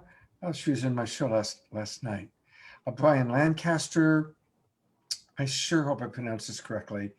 Yamleth Farias, Janet Cannell, Anonymous, and Bonnie. Thank you so much, everybody, for your generous donations, and please keep them coming in. We really appreciate that a lot. I also want to thank our broadcast partners. And so this is where we kind of go through and just briefly acknowledge all the people that are helping to get our show out to more people. So, of course, UNIFY. We are now on UNIFY every Saturday night, and we reach tens of thousands of people that way. So thank you. Really want to thank John and Summer Raymer, our good friends at the SINE Network. They do a sine wave every weekend for us on both my Friday night show and tonight's show, and that gets us out to about 50 to 75 Facebook groups and pages. Some of you might be watching us on Awake TV, and really want to thank Jay Mayer, Jan Kaplan, and Light Touch. They have been one of our primary sponsors, and you can go to light-touch.me And there's all sorts of gifts and wonderful things for people there. Alan Steinfeld, our good buddy from New Realities Television, my organization, Love Coach Academy. Want to thank our friends at Earthdance, Humanities Team, Portal to Ascension, DisclosureFest, Global Days of Unity, Earthwalk, and one of our newest broadcast partners that we're really excited about working with, New Earth One. So thank you, everybody. And if you are watching on one of those other platforms, you can still come into our Zoom room. There's plenty of time. Just go to globalpeacetribe.com. That's globalpeacetribe.com, and come into our Zoom room. You register, we get your email address, and then we know how to find you, and we let you know all sorts of wonderful things. We'll send you the links to the replay, not just of tonight's show, all of our shows, 35 amazing shows. Deepak Chopra and Marianne Williamson and all these amazing musicians you may or may not know that you need to know, just like the amazing musicians you're meeting tonight, right? So register, make sure we have your email address. And with that, I am going to turn it over to my dear friend, my producing partner, the magnificent, wonderful Debra Giusti, who I guess she went to Costa Rica since last week. So I love the background, Debra. Thank you again, Scott. And again, thank you everyone for all your donations. We appreciate it so much. And we're going to take that green love and send it right back at you in so many ways. So thank you. And I'm going to tell you about the December, what we have coming up, because we've got 4 more shows for this season that we're really excited about. So next week, December 5th, our theme is Hidden Mysteries, Ancient Advanced Spiritual Civilizations, and How They Inform Us Now. This is a really important topic because it seems like civilizations are cycling back, and we can learn so much by studying ancient history that hasn't been in our history books. And this is being produced by our associate producer, Cherea Dharma, so thank you for that. We're going to have William Henry, Tricia McCannon, Michael Feely, Brad Olson, and a magician, Sean J. And of course, some incredible music with iStar, with Wah, the incredible Kirtan singer, and some poetry by Neil Gar. And then December 12th is going to be another incredible show, Relationship Mastery. We are going to have Deva, Premal, and Meetan. They are going to perform, but they're also going to talk about relationship because they are an incredible example of a incredible divine masculine and divine feminine relationship. And we're also going to have another musical duo, Pato Banton, the incredible reggae singer, and his beloved Antoinette. And they are not only going to play music, but again, they're going to talk about the dynamics of healthy, strong relationship. Because this is a season now that we're going into that it's all about relationship and family and beloveds. So this is going to be an incredible show. And then December 19th, we are crusting on the winter solstice activation. So we are going to use the powerful portal of that time and really come together to recreate, re-envision, to activate the new world that we want to create in 2021. So again, we've got great presenters for this. We're going to have Neil Donald Walsh, Starhawk, Mirabai Davy, Elizabeth April, Guinevere. The Stargate will be back with Prageet and Julianne, and additional amazing musicians. And then December 26th will be special moments of Saturday Night Alive, sponsored by Jay Mayer. Also, Jay Mayer is sponsoring the Relationship Mastery one. He's an incredible support for Saturday Night Alive and has really made this happen all throughout this year. So thank you, Jay. And so this is going to be special moments going back and choosing those highlights of the whole year. And we'll have some live musicians on.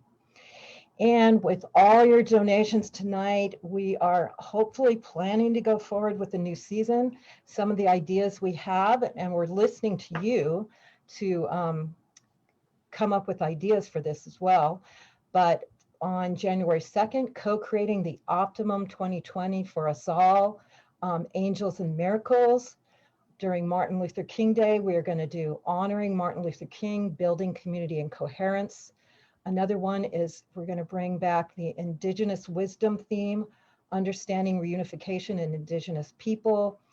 We're going to bring back the connection with our star family, initiating contact and communications with our star family. We're going to bring back global coherence pulse and deepen there. On Valentine's Day, love is a many splendored things. And we're going to go deeper into new paradigm realities around health. And we have many other ideas. And we also have a survey that we're going to put in the chat room here that will allow you to let us know what you'd like us to bring on, because we really want to be on the pulse of what's happening now and bring you the key presenters and the key themes that really touch us, inform us, and keep us in a really high vibe during this reset, during this birth canal that we're going through now into an incredible new year, newly created year for 2021 that we create together. So please continue to donate to the GoFundMe. That will allow us to bring this to you. And one more thing, I want to offer a gift to you, because Soul Tribe, Soul Family, and Community has really been a core divine mission for me. It's something that I identified way back in my teens, and I actually made a whole lifestyle of attracting soul family and soul tribe. So I want to share with you a book I wrote called Activate Your Soul Tribe. And I wrote this book about 2 years ago, but I think this book is more important now than ever before, because during these times we are feeling disconnected, separated, and missing our beloved, missing connections. So this book shares with you how to attract, identify, and activate your soul tribe. And it grew out of a lifelong passion that I've had that was expressed when I produced the Harmony Festival for 33 years, which was a major transformational festival offering music, arts, ecology, health, spirituality resources from 1978 to 2011, and grew to host 30,000 people in Santa Rosa, California, and really was the mama of the transformational festival movement. And with that, I saw how we can attract, identify, and bring together our soul tribe to help co-create, to help manifest, to work in high-level collaboration.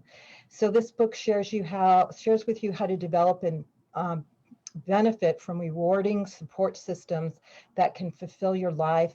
It also allows you to understand and fulfill your soul contracts with your soul tribe and soul family, and develop beneficial and rewarding relationships in all areas of your life.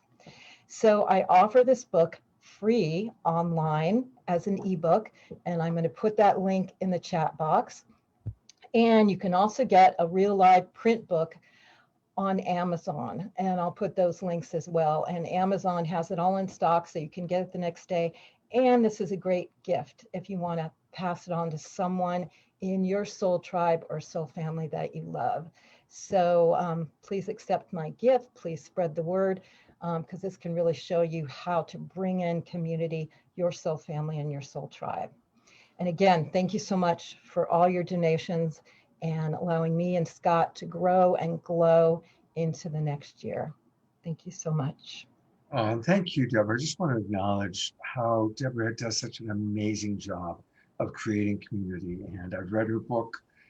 It's wonderful, and it really helps us with a lot of insights. So take advantage of it. It's a free ebook, or buy it on Amazon and give it away to some people for Christmas. It's a great, great choice. Thank you, Debra. All right, more music. And our wandering minstrel has found the right Zoom room. So we are really delighted to have Bear Kittay with us. He is a serial entrepreneur, global community builder, and an innovation strategist. He's the co-founder of Good Money, where he leads business development. And prior to founding Good Money, he co-founded Organizer.com and has been responsible for helping scale the Burning Man movement into 30 plus countries. So with no further ado, I turn it over to you, Bear. Looking forward to hearing your music.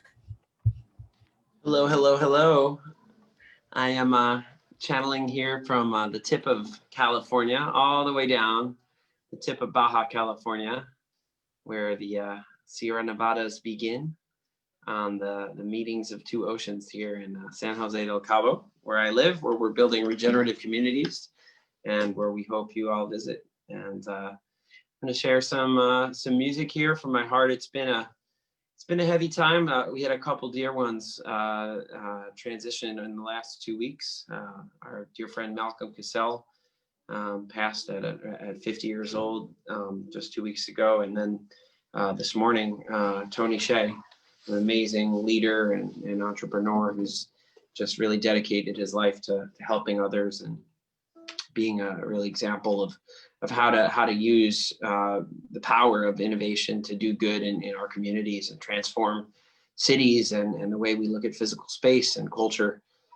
So yeah, just really gonna play these songs just in memory for those who are in the transition, as we all are right now. And these are some original songs, and I'm about to put them out. So if you like them, you can follow me on Spotify or wherever you want, or come down here to Baja. Much love to you all. This song's called Be Here Now.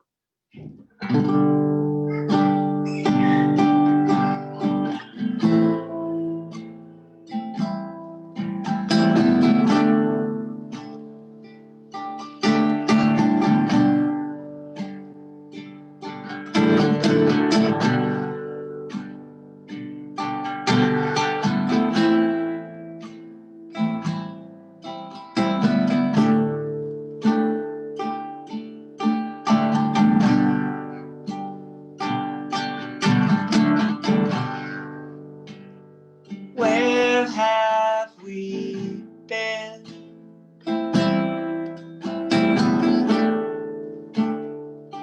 Where are we now?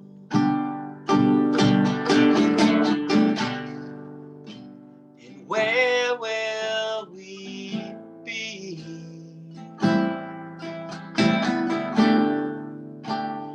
Be here now.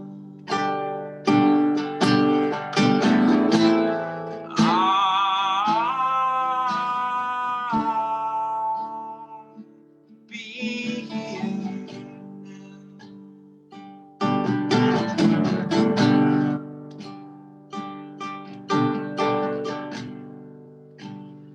Who have we been?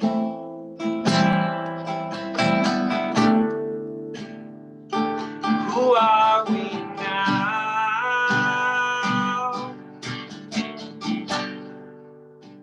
And who will we be? To set the world free.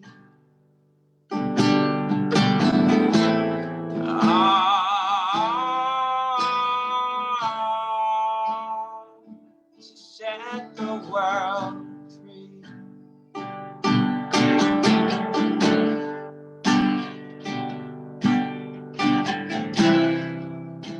The earth thanks the sun for shine its light on everyone.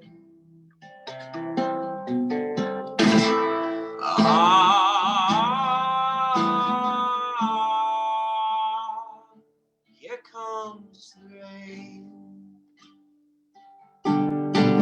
Much love, family.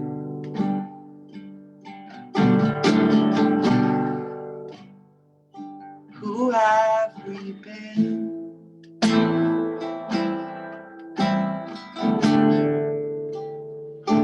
What are we doing?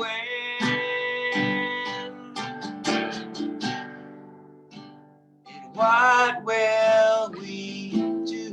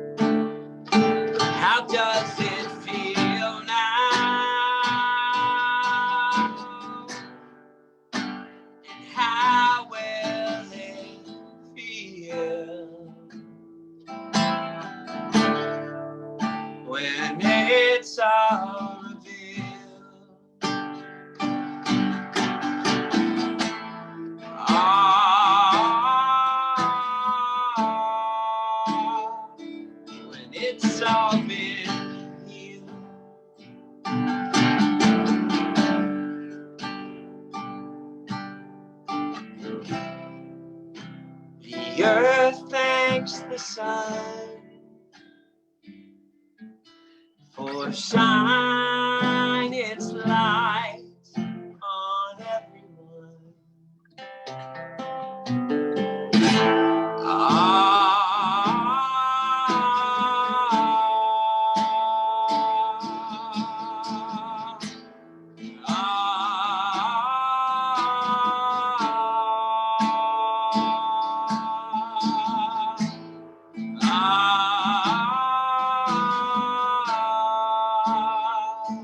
Here comes the rain.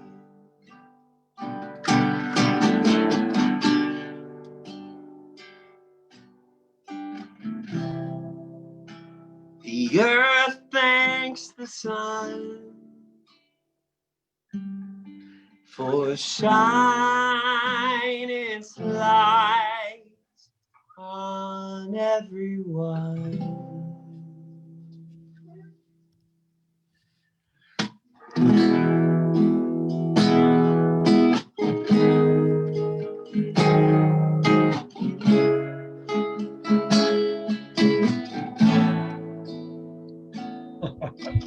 Baby, baby, my grandma told me music was invented for love.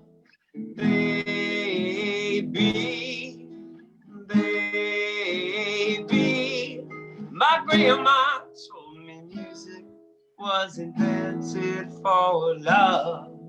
There's love in the mountain, it flows in the city. There's love in your arms. I know someday you will go, but our love will flow.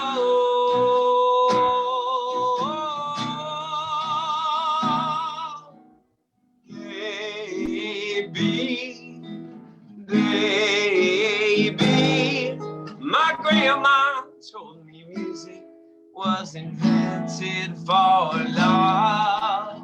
Baby, baby, my grandma told me music was invented for love. There's love in the soil, there's love in the oil, there's love in the stars. There's love in the mountain that flows in the city. There's love in your arms. There's love in the heavens. There's love in the distance. There's love, I declare. There's love in the living. There's love in dying. There's love everywhere.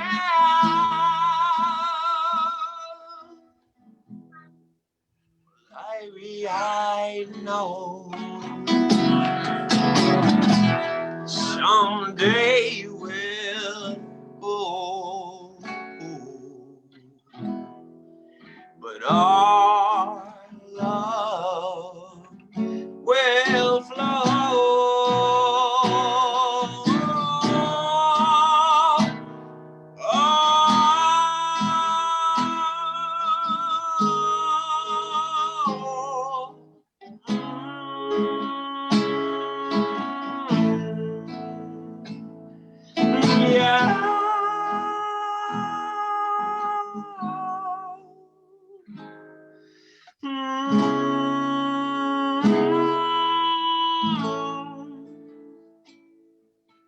Baby, baby, my grandma told me music was invented for love. Baby, baby,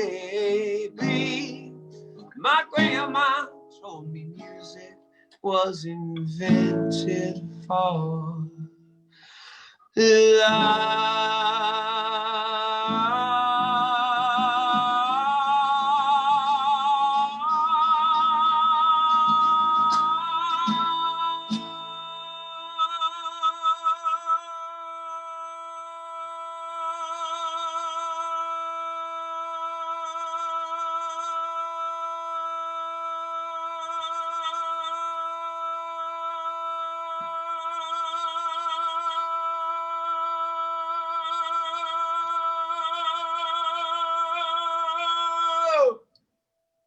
blessings to all of you from Baja. Oh, thank you so much. That was really, really beautiful and really fun. And people can get more of Bear Kittay at Bandcamp. It's bear, like the bear, KITTAY.bandcamp.com if you want to get more of his music. Thank you so much, brother. I'm glad you found us. And what a beautiful, is your little one right there? Can you hold the Yeah, little Kuma, one? you want to say hi? Here he is. His Absolutely. name's Let's see the Kuma. baby. Say hi, Kuma. Look at Say that. hola. Kuma, And can you what's say his name? hola? His name is Kuma, Kuma, Kuma. I think Kuma just stole the show, I tell you. ¿Dónde está tu nariz? Ah, eso. Oh, that's awesome. Thank you so much. That was great. Beautiful. All right. Well, boy, talk about a hard act to follow. It's hard, you know, following a baby, a naked, adorable little baby. But if anybody can pull it off, it's Debra and our next guests, Connie and Andrew. So I'll turn it over to you, Debra. Thank you, Scott. And yes, I get to introduce, I think, one of the original power couples, Connie Baxter Marlow and Andrew Cameron Bailey. They're original thinkers, futurists, and filmmakers. They're authors of The Trust Frequency, 10 Assumptions for a New Paradigm, a synthesis of indigenous cosmology and unified science. And they also live in an intentional community in Colorado. So a little bit more about Connie. She's an author, a filmmaker, photographer, and futurist. She believes that the only way out is up to the higher consciousness. And she has over 20 years with visionary experience with Native American elders. And she co-authored The Trust Frequency, which they're going to talk about. And Andrew Cameron Bailey, he's an inventor, an author, a filmmaker, a photographer, a futurist. He also co-authored The Trust Frequency, which I'm really happy they're on to talk about.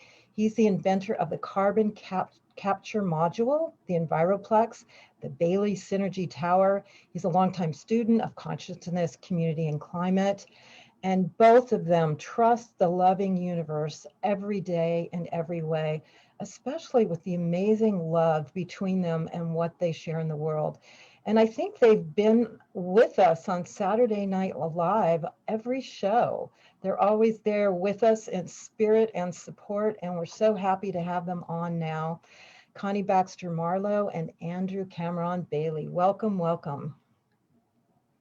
Well, thank you. I first just want to say what a wonderful show this is and this beautiful job that you guys are doing. We are so proud of you. We wouldn't miss this for the world. Just Saturday nights are just booked. Forget it for the foreseeable future.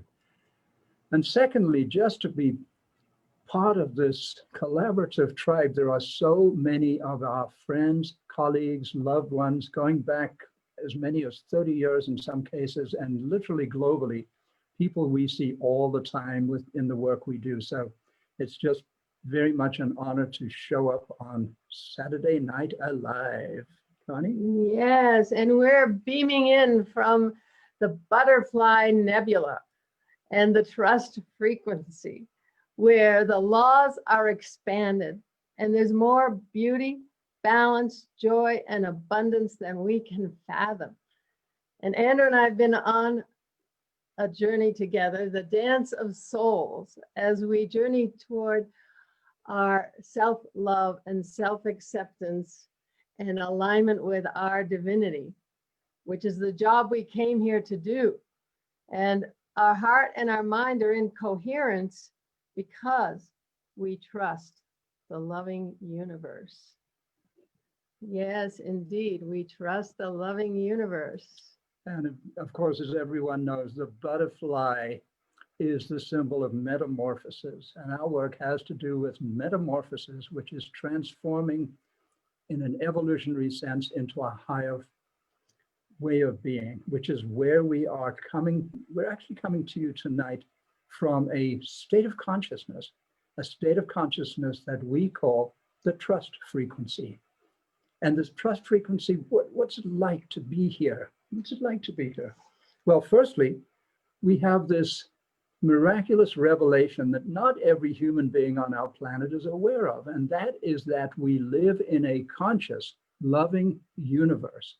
We are actually part of an exquisitely beautiful biological entity that the only name we have for it is the universe. The universe loves us unconditionally. It literally gives us everything we ask for.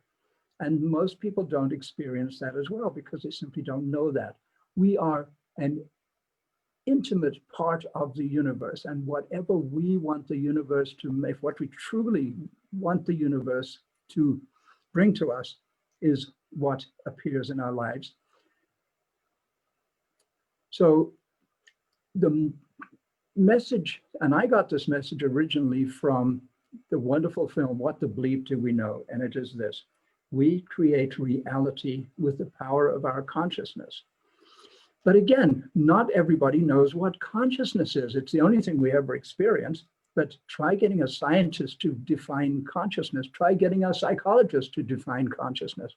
You go to the dictionary and it says consciousness is awareness. That's all it says. But there are 7 words beginning with the letter A that are attributes or aspects of consciousness. Connie?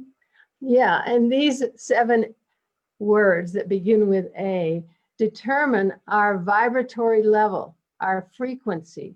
So once we know that, and we know that what these aspects are, we've given these attributes of consciousness. There are many more, but our 7 A's of consciousness are, and I'll say them in one sentence: with expanded awareness and accurate assumptions, we choose our attitude, consciously direct our attention, align with our highest inner promptings, take committed action, which is the kicker. We have to act from this place.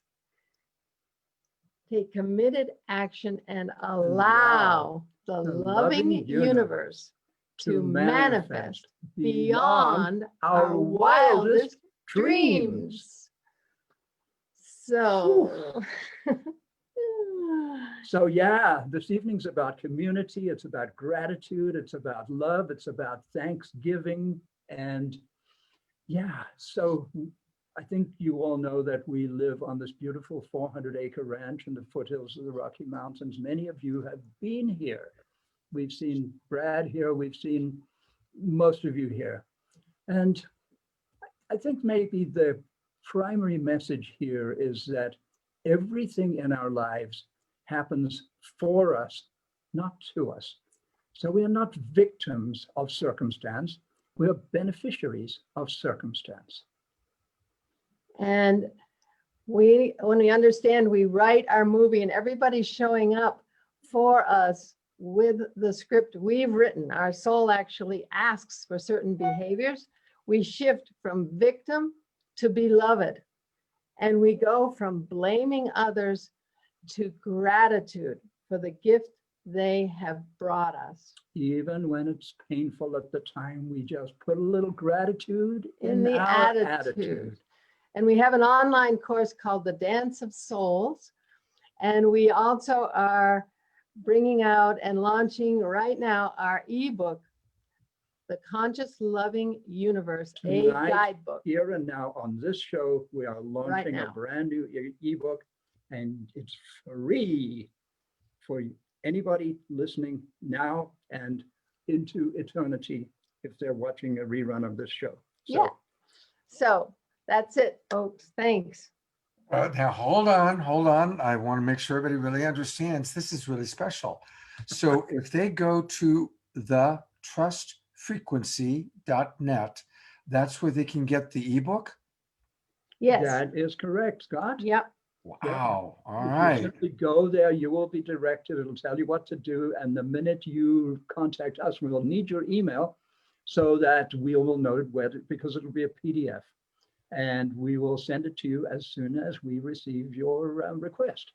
And people can go to the Dance of Souls from our trustfrequency.net. And you can also buy our book, an autographed edition from our website, which we would really appreciate rather The than book going to is- Amazon. The book is the Trust Frequency. Yeah. Yeah, so that's us. So what a And- treat, friends. Thank you. Yeah, thank you so much. And we just want to say that, as Rumi says, gratitude is the wine for the soul. Go on, get drunk. And we can summarize this entire 5-minute presentation in 4 words. Trust the loving universe. Thank you. Thank you. I want us to just really ruminate, no pun intended, ruminate Ruminate. on what you just said, because 2 things. It is so beautiful when we get drunk on the wine of gratitude. When we come together, and this is Gratitude Weekend, it's Thanksgiving weekend. And so I want us to just really take in what Connie and Andrew said. It's a powerful time. And so I also want to recognize that at the same time that we're being grateful, there's challenges. I'll be honest, today is the anniversary of when my wife died, November 28th. So as we are grateful, we also acknowledge the things that we mourn, the things that we miss. We miss those of you who didn't have Thanksgiving with family or community as you normally do. Those of you who have lost loved ones, whether it was a long time ago, my wife passed away several years ago, or whether it's people as Bear Kittay just shared with us that have died very recently. A lot of people are leaving the planet right now. And so before we go into gratitude, I do want to acknowledge that we're not promoting happy, happy all the time. It is important to mourn. It is important for us to have empathy for those friends of ours who are struggling, or empathy for ourselves if we're struggling. And it's also important for us to tune in and find that which we can be grateful for. So I want to invite everybody, whether you're watching on Facebook, whether you're in our Zoom room, even if you're watching the replay, let's close our eyes and let's just breathe together as a great, beautiful global peace tribe for a minute or 2. And as we close our eyes and as we inhale, everyone inhaling at their own pace, a reminder to take a pause in between the inhale and the exhale. The mystics tell us, Rumi told us, that space in between the inhale and the exhale is the space of the infinite void.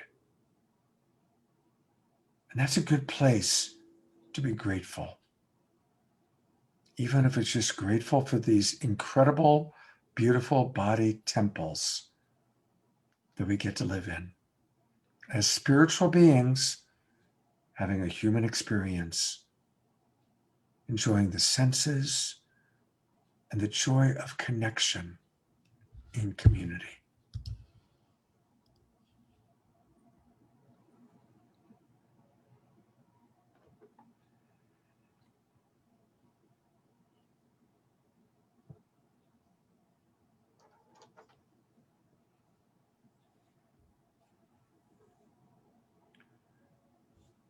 Debra, if you feel inspired, I'd love to Who would you like to add to this prayer, to this brief meditation?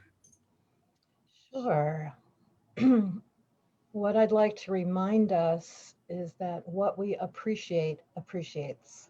And what we're appreciating now is community, the power of community. So I'd love for wherever you're at in the world, and we can feel you and see you if you post in the chat room what you appreciate about community, how that inspires your life, how that brings more love in your life, how it helps you to co-create. What is the power of community in your life? And what would you like to call forth? And with that, say where you're from, and we can feel us as a representation of the global peace tribe all over the world coming together to really support each other in the high vibe we're here to manifest now during this unprecedented time in the planet. So let's appreciate community, because what appreciate appreciates.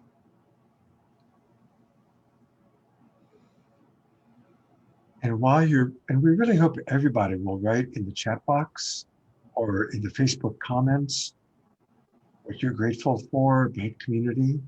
And while we're silent for a couple of minutes, Maitreya is going to play some music and then lead into her next song.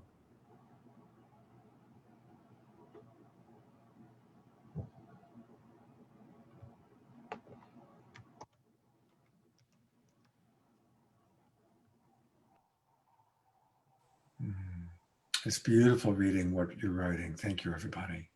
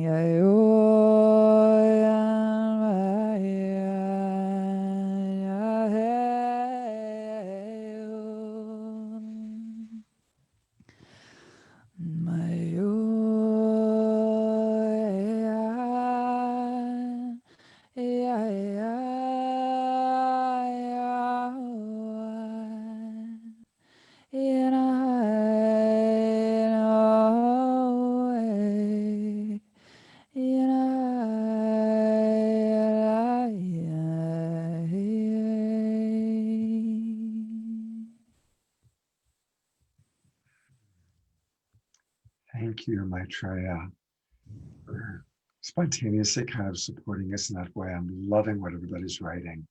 So beautiful. And take it away with your next song.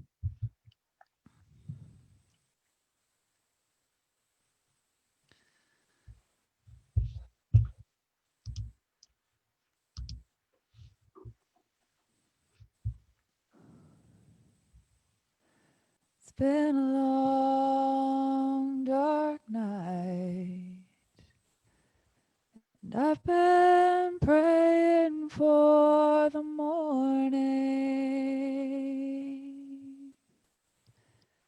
It's been a long, hard fight. I see a brand new day is dawning, and I've been looking for the sunshine,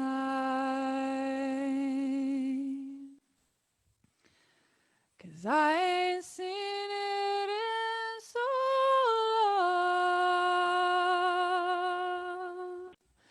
Everything's gonna work out just fine. Everything's gonna be alright. It's been all wrong. 'Cause I can see the light of a clear blue morning. I can see the light of a brand new day. I can see the light of a clear blue morning.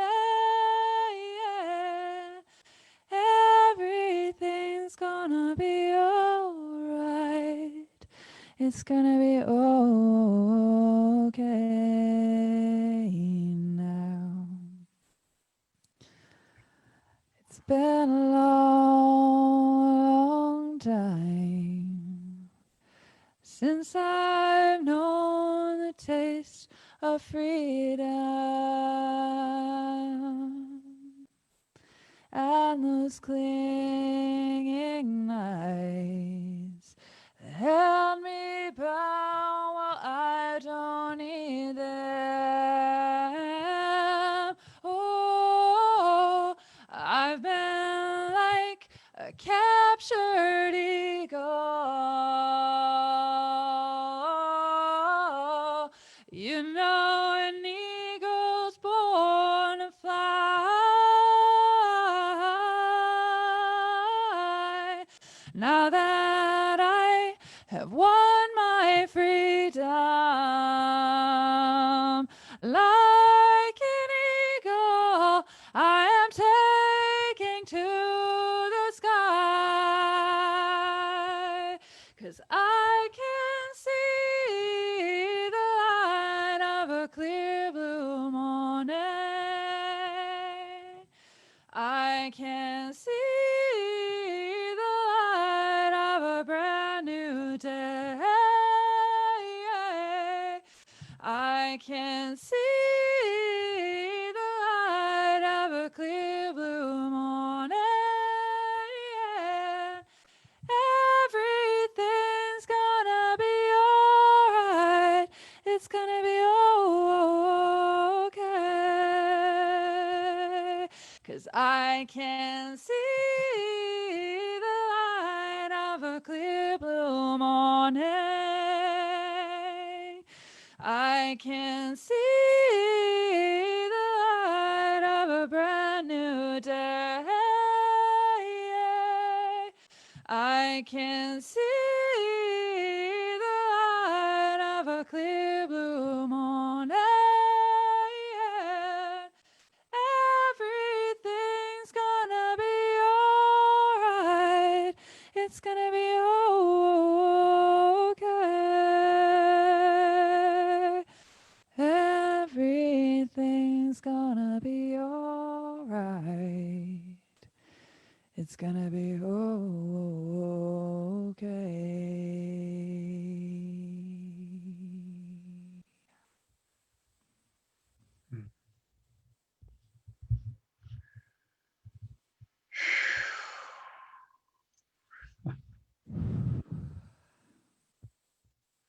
That song when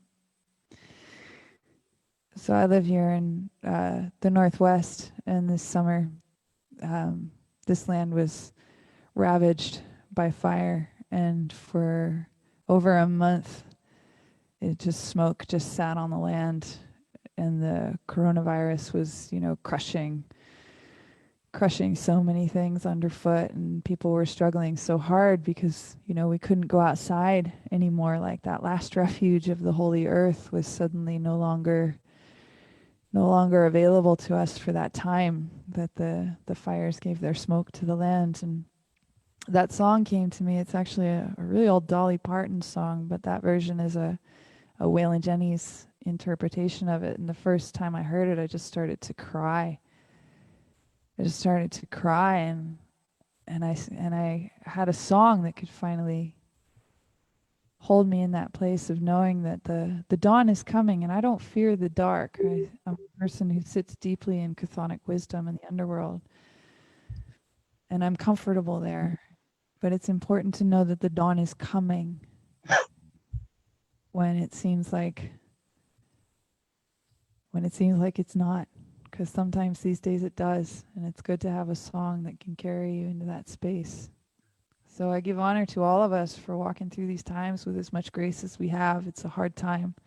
It's a hard time to be in as much unknowing as we are. And it's a hard time to have as much grace as we've brought forth. But I see an unbelievable amount of beauty and grace being brought forth in the world. And I'm honored to be a person participating in the great story of the world right now. Maitreya, thank you so much. You contributed so much to us tonight, and that song was so soothing. Remember, everybody, all these shows are recorded. If you're needing soothing, like it gets really intense, pull up this show. You'll find it on the internet. You'll find it in the replay that Debra sends out on Monday, and just listen to that beautiful song she just sang. Well, it's like a lullaby for our global tribe, a lullaby for our world at this time. Thank you, Maitreya. Yeah. She is, as we probably can tell by now, a multi-talented woman. Of course, we have a sense now of her music, but she's also an amazing teacher and counselor. So you can get her music at matreyawolf.bandcamp.com. We showed you earlier her website, matreyawolf.com. She's on Facebook. She's on Instagram. And tell us a little, just briefly, we're a little over time, but tell us briefly about your counseling. My counseling is based in going down and in, because I'm an underworld woman. So it's about connecting with soul, which is down and in, as a balance to spirit, which is up and out, which we do a lot of these days as a way to try to escape our human experience. It's really about connecting with soul as a path of healing and integration and empowerment, and as a way to step into the fullness of our experience. And it deals a lot with healing trauma, healing and integrating trauma, and integrating the different parts of ourselves, what's sometimes called parts work, or internal family systems is one formal term for it. It's about getting to know what I call the counsel of the self, so that you can recognize which voice is speaking and leading at any given moment, and you can have deep relationship with all the different parts of yourself, also as a path of healing and empowerment. Because I believe that when people are in deep relationship with their souls and in deep relationship with the many different facets of themselves, then they actually become the power source that they are meant to be in the world, and they can fulfill their gifts and their purpose with greater access to the incredible life source that defines who they are as a being in this moment. Thank you. And I do know that work is powerful, and it works. So thank you, Maitreya, and we look forward to hopefully having you back on the show again soon. Thank you so much, Scott. Thank you, everyone. Thank you, Brad. Brad has an introduction for us. So I just, I want to acknowledge all the speakers that have gone so far, and I want to thank the speakers coming up for their patience, because this is there's a little bit of a marathon happening here. Thanks everybody for sticking with it. It's such a great topic. We have Diane Leafe Christian, we have Stephen Brooks, we have Lotus Sattva and Sheri Herndon all coming up, so stick around. Diane Leafe Christian, Thank you for joining us tonight. You are definitely one of the elders of this community movement. You've written one of the definitive books called Creating a Life Together. And if you haven't read it, it's definitely one of the Bibles of this sector.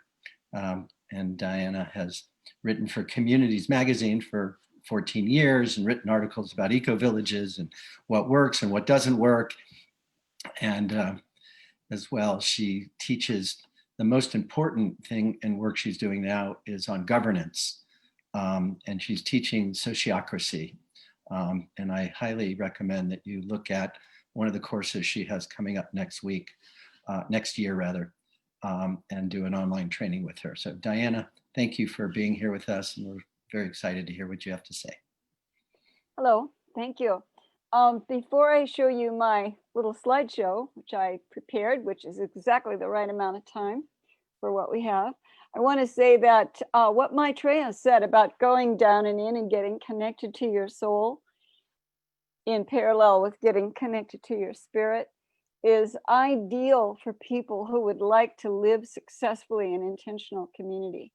Because the more we can heal our own selves and become as deep and powerful and effective and authentic as we can be, the better we will be able to serve our community, and the more we'll enjoy it, and the more our community neighbors will enjoy us.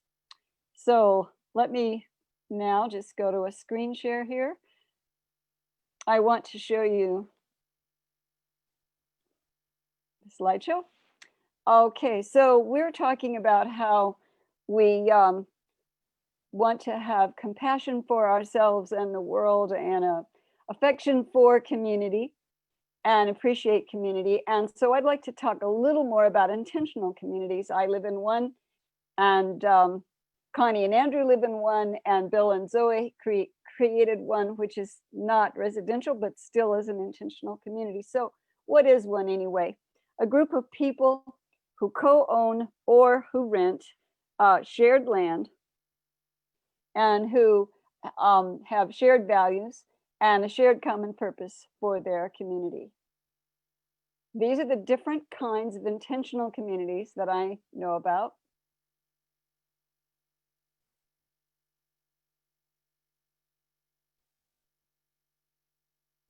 And I'd like to share what I think of as the 7 benefits of community living. Somebody else who lives in community might say there's 9 benefits or 5 or 25, but these are the ones that I've identified that I like the best. It's more environmentally sound, it's safer, healthier, cheaper, more satisfying. You develop new skills and abilities, and it's more fun. More environmentally sound for the planet, for yourself, for your neighbors. From natural building and composting toilets to various kinds of agriculture to off-grid power.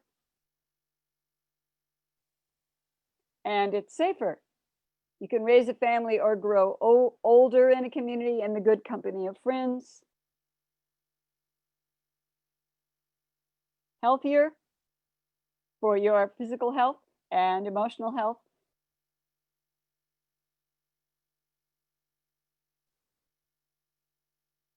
Cheaper.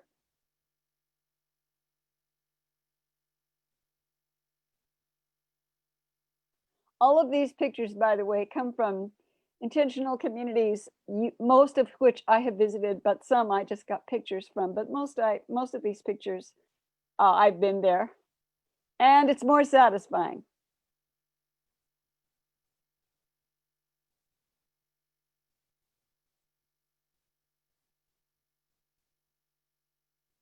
And you can develop new skills and abilities, like these orcas learning to leap out of the water. You too can learn to leap out of the water as well as these other things.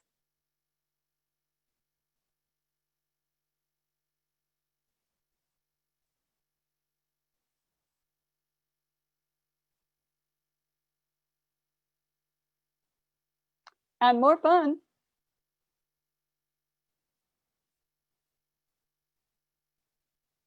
So again, the 7 benefits as I see them. So I've been studying intentional communities for a long time, and I finally realized way after I wrote both of my books that there are essentially 3 things that any community needs to be healthy and thriving. One is effective project management. Another is to do shared enjoyable activities, which tends to create a sense of trust and connection among the people having the shared enjoyable activities. And another is to develop good process and communication skills. And by this, I do mean usually nonviolent communication, which I highly recommend, and the restorative circles process, which is a conflict resolution process. And I found that at the basis and foundation of all 3, and which absolutely affects all 3 and can make or break any and all of these 3 things, is to have very effective community governance and decision making. So I recommend sociocracy, which is a decision-making and governance method. Sociocracy is a made-up word. It means governance by peers and colleagues. So let's just take a brief look at what it is. You get better meetings, you get more done, you can be better organized and feel more connected if certain requirements are met, which you'll see. But these are the benefits that many intentional communities and member-led groups and networks, not to mention businesses and nonprofits, can experience when they use sociocracy. It's 3 things: a governance structure, decision-making, and feedback loops. The purpose is to organize and accomplish work tasks and to have a more harmonious group. 3 values: transparency, equivalence, and effectiveness. There are 7 basic parts: using feedback questions in proposals, a structure of nested committees called circles, and meeting processes that people do in policy meetings. Let's take a deeper look at this. Feedback questions and proposals mean that you put words in your proposals so that after you've implemented the proposal, you go back and see, did the proposal do what it was supposed to? If it was to solve a problem, did it solve it, and how did it? Do you want to change the proposal in any way? Do you want to keep it, change it, or if it's not working at all and it was a bad idea, throw it out? You ask questions that you put in the words of the proposal itself that you're later going to evaluate and measure the proposal after it's implemented to see if it works. This is one of the single best things I ever heard of, and that's what you do in sociocracy. A circle structure, nested committees called circles. Circles do work tasks, operations, meetings, work meetings, and policy meetings. And they do these 7 things. They create proposals, they do consent decision-making, which is the decision-making method. They select people for roles, they do role approval feedback, and consenting to circle members. Once again, 4 benefits if they meet the 4 necessary conditions, in my opinion. Everybody learns it, you use all the parts, not just some. Use it as your trainer taught you and not mix it together with consensus or voting, because then it doesn't work, and get periodic review trainings. Once again, the 4 necessary conditions. The benefits again. This is my next upcoming webinar. It's in February, March, and April. It's 10 weeks long. Why? Because I think the most important thing you can do for your community or any community is good governance. If you want, contact me and I will send you a link to this short video and these 2 handouts. And that's my brief presentation. Thank you.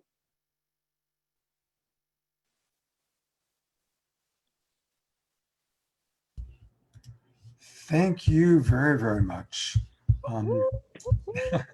And tell us a little bit more, how can we learn more about what you're offering? Because you clearly have a tremendous background and experience. And pulling up your kind of promotional postcard here, but tell us a little bit more about how people can learn from you, including the upcoming workshop or course that Brad mentioned, the 10-week online course here. Yeah, I do this 10-week course on sociocracy. It's an online course. I used to do workshops, and now I do webinars. And it's got some features. You watch some videos ahead of time, short videos. of me presenting sociocracy. You read some handouts with lots of graphics in them. You talk with a buddy every week, a different person. You get a different person from the course, and you discuss the things that you just learned, and then you fill out a quiz together and send it in. And then we have a 2-hour live practice session where we just practice the thing we've just learned. And people take this information, they learn it really well, they learn it really fast, they love it, and they start using it in their group right away. Fantastic. So you can just email me, diana@ic.org, and I'll send you videos and handouts and my little promotional email. And my website, which now works, is dianaleafe with a E Christian.org. Easy. I'm going to pull that up real quickly so everybody can see it. Here we go. All right.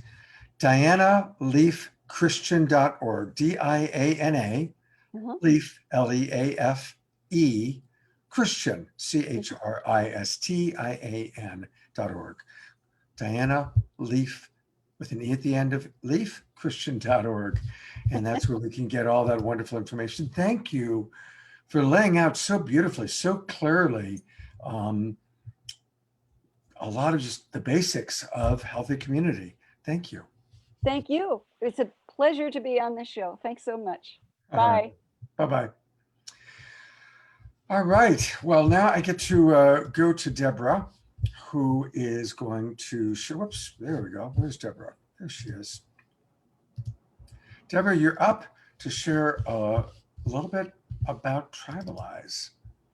Yes, so what we do on our show is we have a section, which we're in now, Global Peace Tribe Recommends, because there's so many amazing new virtual events, resources, and everything that's happening now. And the first thing we want to highlight is the Tribalize conference that Brad has created, and let you know what's going to be coming up, because if you like what you saw here, this is a whole several day conference of it. And it's going to be coming up April 1st through 4th in Grass Valley. And I'll bring Brad on now so we can talk a little bit more about it.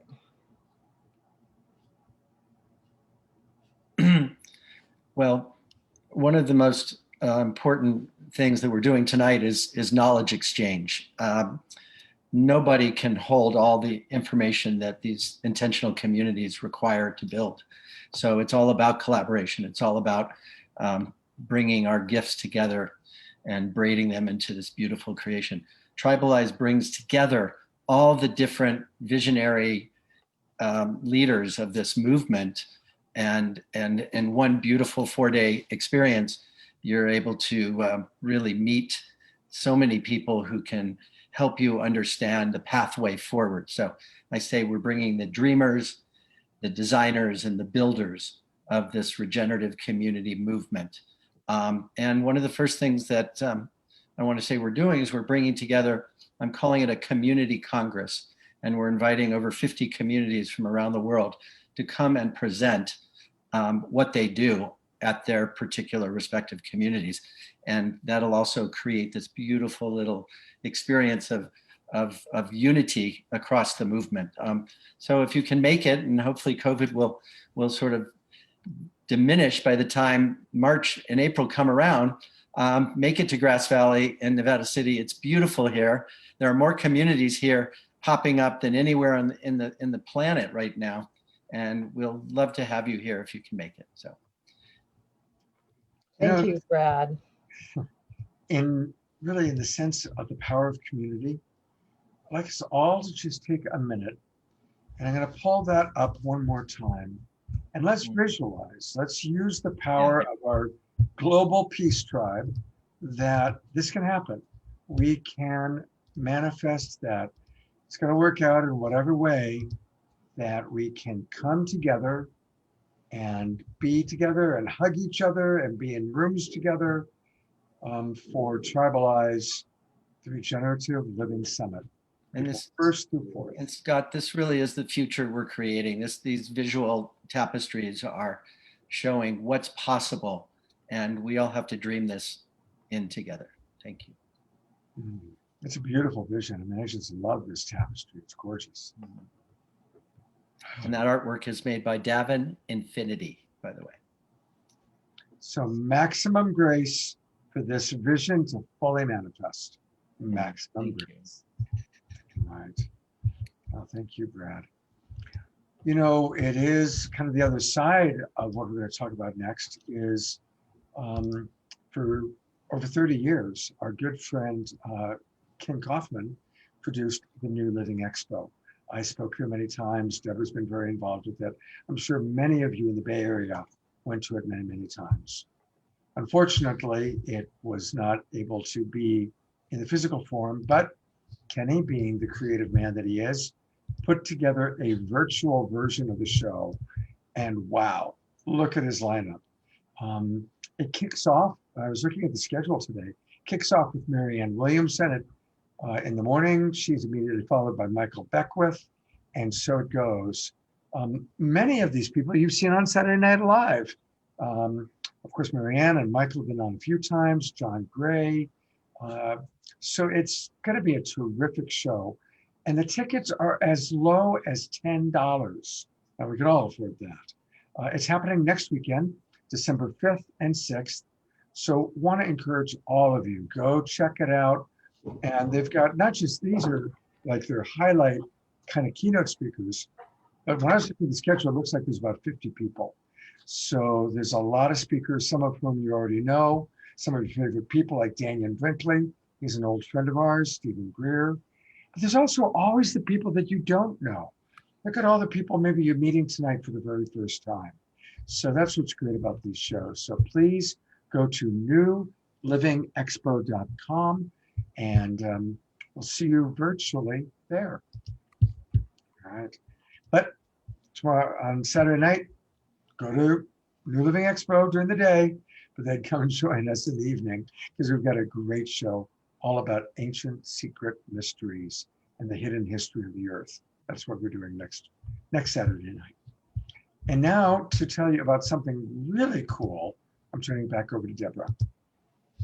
Thank you, Scott. And we love to bring new things that are coming onto the planet that really is new paradigm realities. And I think we've always heard that as things open up into the new world, there's going to be new levels of health manifestations, ways to treat our health. And we want to share something with you, and I personally, that's been very helpful to me. And this is in regards to frequency medicine. This is a new paradigm medical device that uses the power of healing frequencies. It's the Healy, if you've heard of that, or if you don't know about it, we're going to share a little bit about it now. Nikola Tesla said, if you want to understand the universe, try to understand it in terms of energy, vibration, and frequency. So the Healy is a wearable device that uses microcurrent and individualized microcurrent frequency to promote your health and vitality.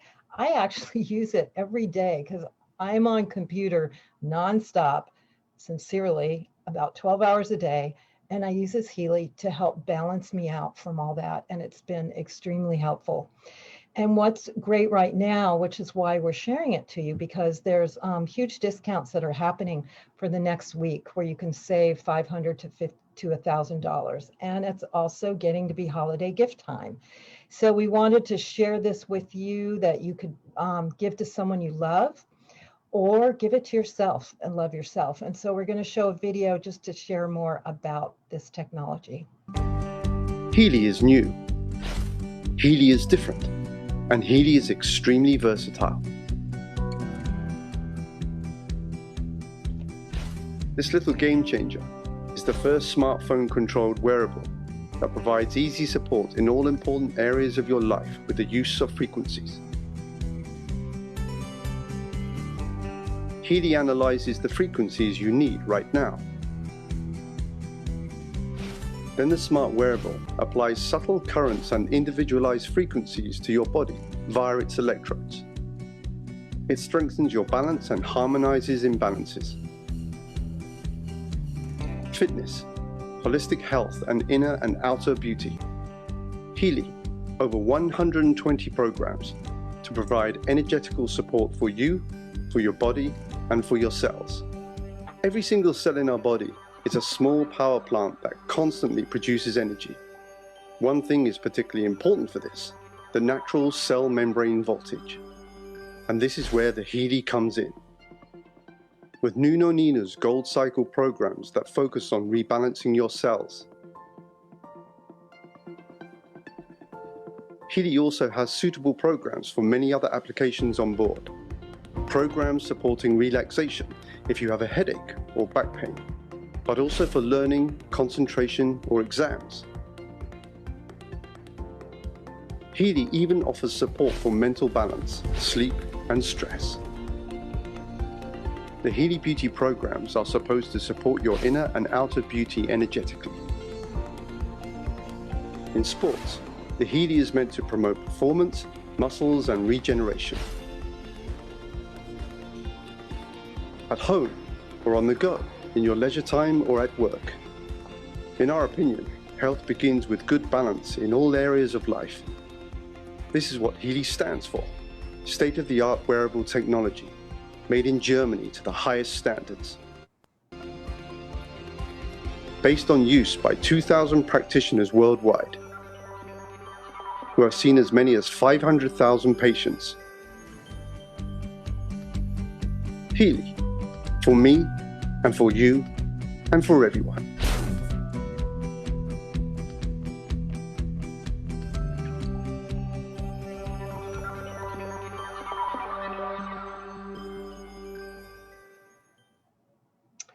Great. And now I'd like to introduce Annie Rogers, who's had a lot of experience with it, to come on and just say a few words. Annie, are you available? Not on mute. Thank you. I'm wearing the Healy right here. You can see it connects to these wristbands.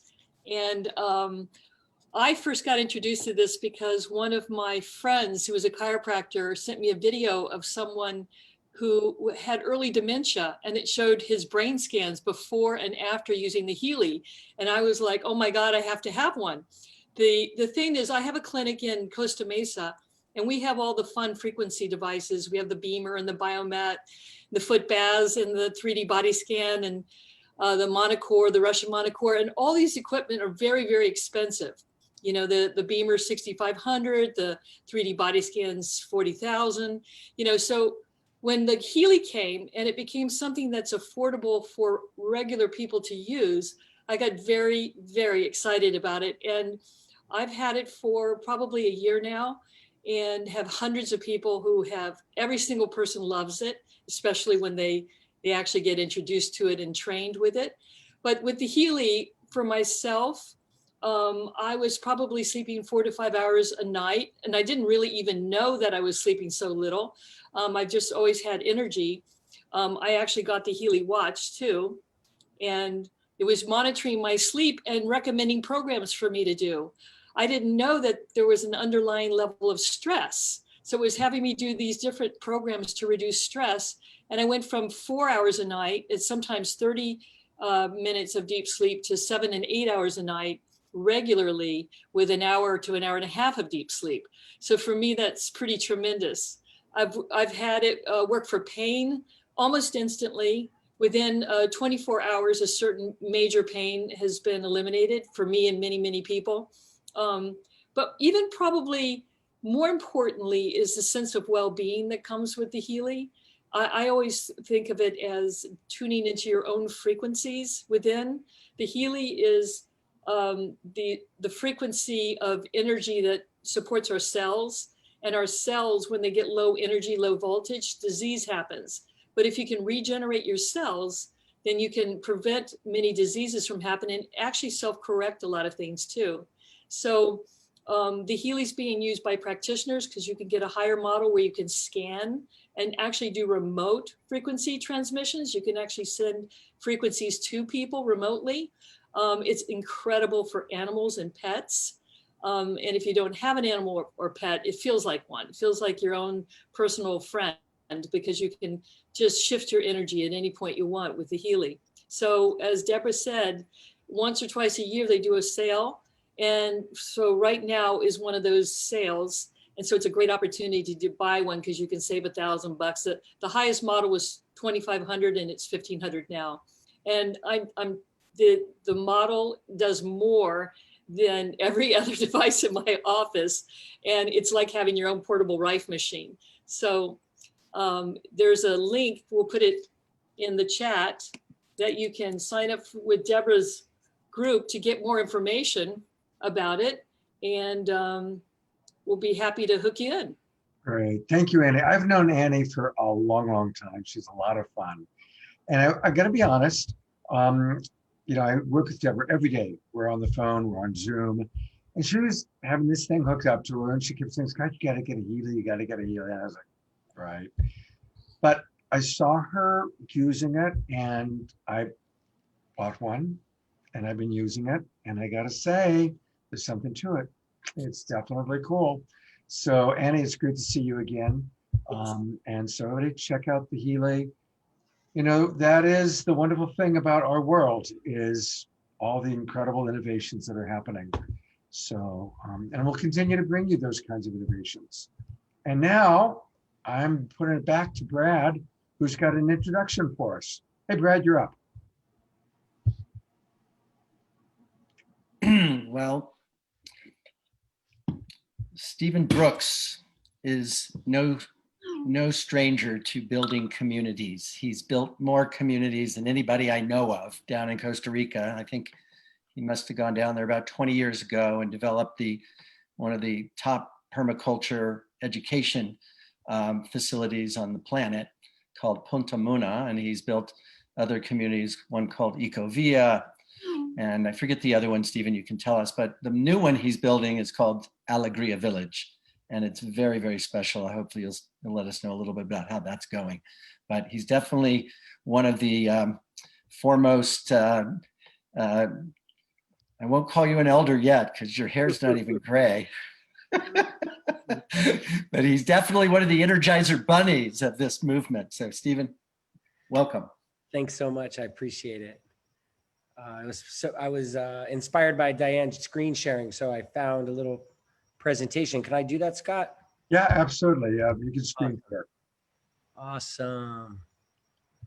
All right, play. Hello, everybody. My name is Stephen Brooks, and I grew up in North Miami, Florida, in the suburbs. And as you know, the suburbs is this interesting reality where we go from our house to our car, from our car to the strip mall, to the strip mall to the car, back to the house.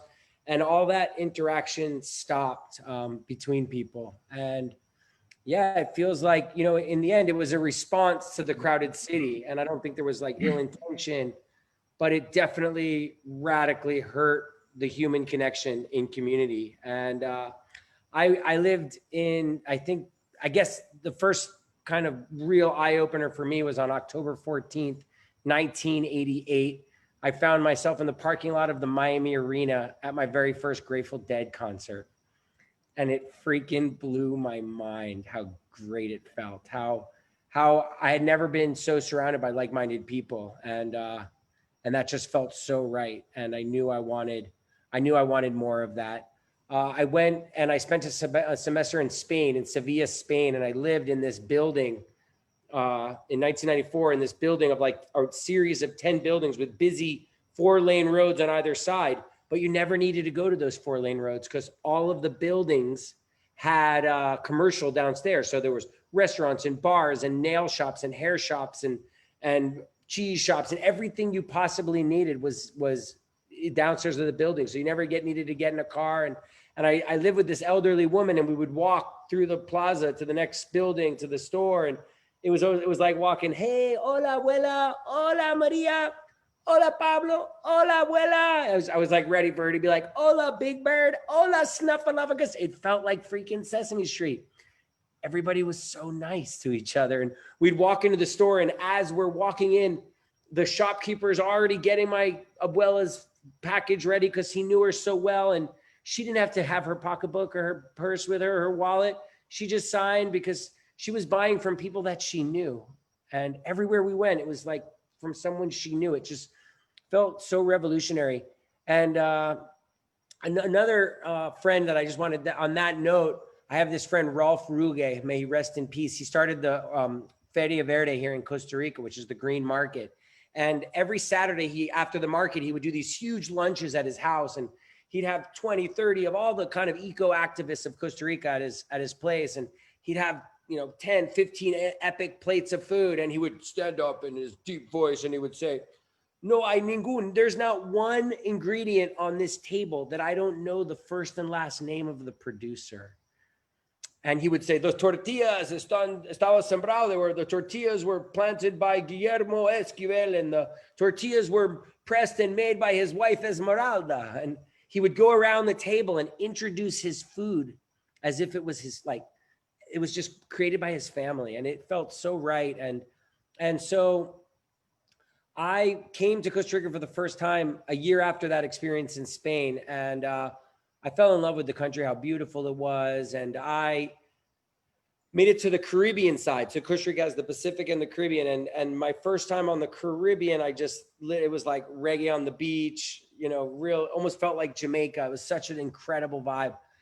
And I, one day decided to go to this town called Bribri, which is the administrative center of the indigenous people.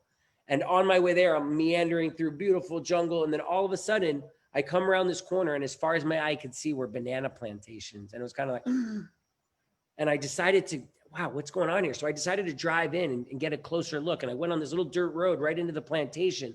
And all of a sudden I watched this airplane out of the corner of my eye, looking like it was going to crash with a big stream of smoke behind it.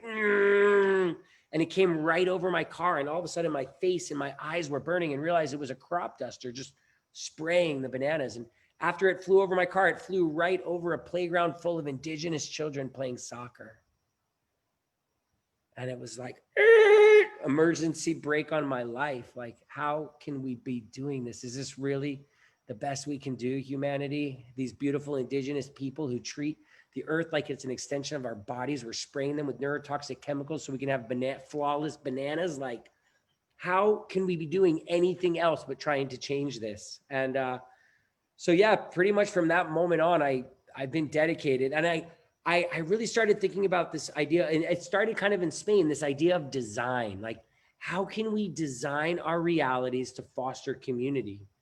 And what is the design of where I grew up in the suburbs? Or what is the design of the banana plantation? And what is not only the physical design, but what is the socioeconomic design, and how can we shift that?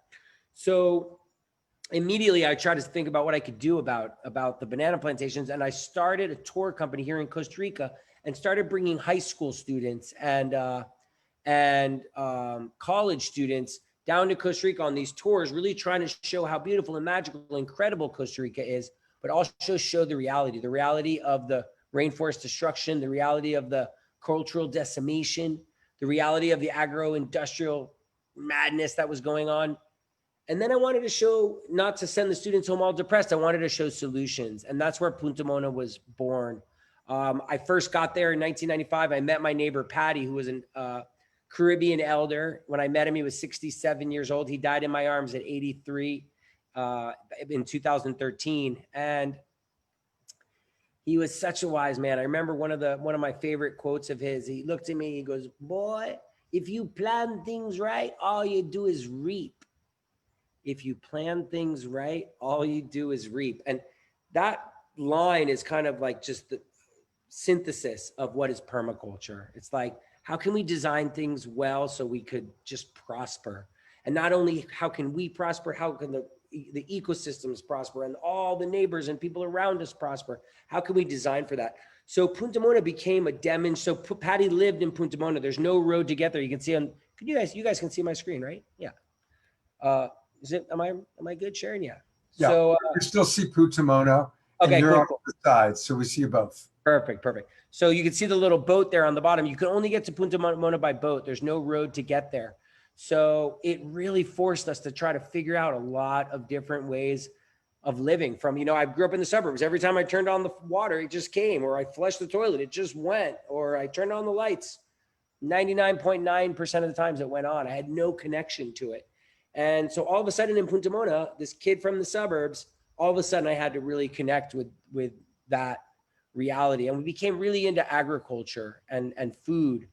And As you can see, it's totally incredible. We're in the middle of a wildlife refuge, so we're completely surrounded by primary forest. And the farm that we bought was an old Caribbean village of 60 families that little by little, they all left because of progress. The road never made it there. And my neighbor, Patty, was the last one to live there. And my friend Silvio gave me one cutting of a plant called chaya. And when I first moved there with Patty, I was eating fish, yucca, and plantains basically every day. And it was kind of like Bubba Gump. We'd have like fish cakes, yucca fritters, plantain mash, and we'd come up with all these creative ways to eat it.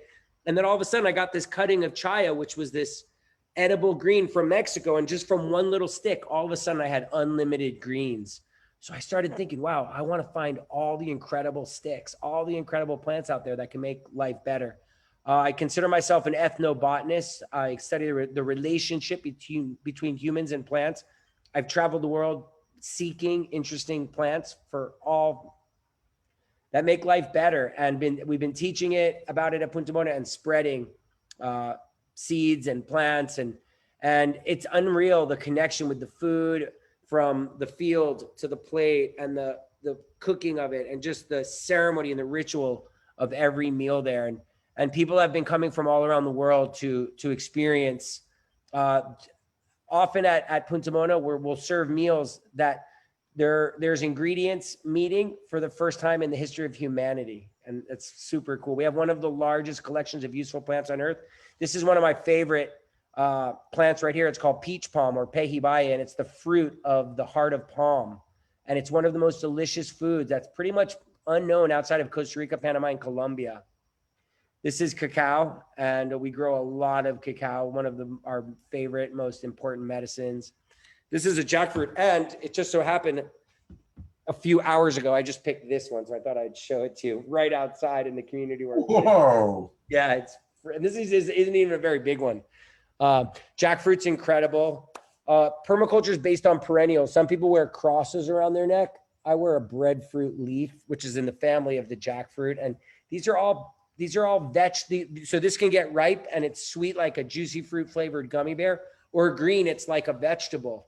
And so we have trees full of vegetables, and the breadfruit is the same way. And it's coming from perennials. So instead of having to till and to constantly work the land, all we do is harvest. All we do is tend the food forest, which is such an incredible revolution in agriculture. These are the breadfruits. That's my friend Paul Zink, who's a big spreader. As we're so far into Punta Mona, we figured we've been doing it kind of like hippie style for so long. So we just started taking it to the next level. And this actual, those courses were supposed to be this past July and this past September.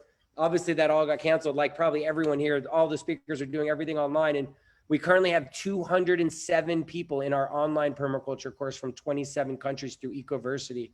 And we just launched our second course, which is called Embody Your Purpose. And it's just incredible. I never would imagine on Zoom the intimacy and the love and the connection and the transference of information it's just been overwhelmingly special.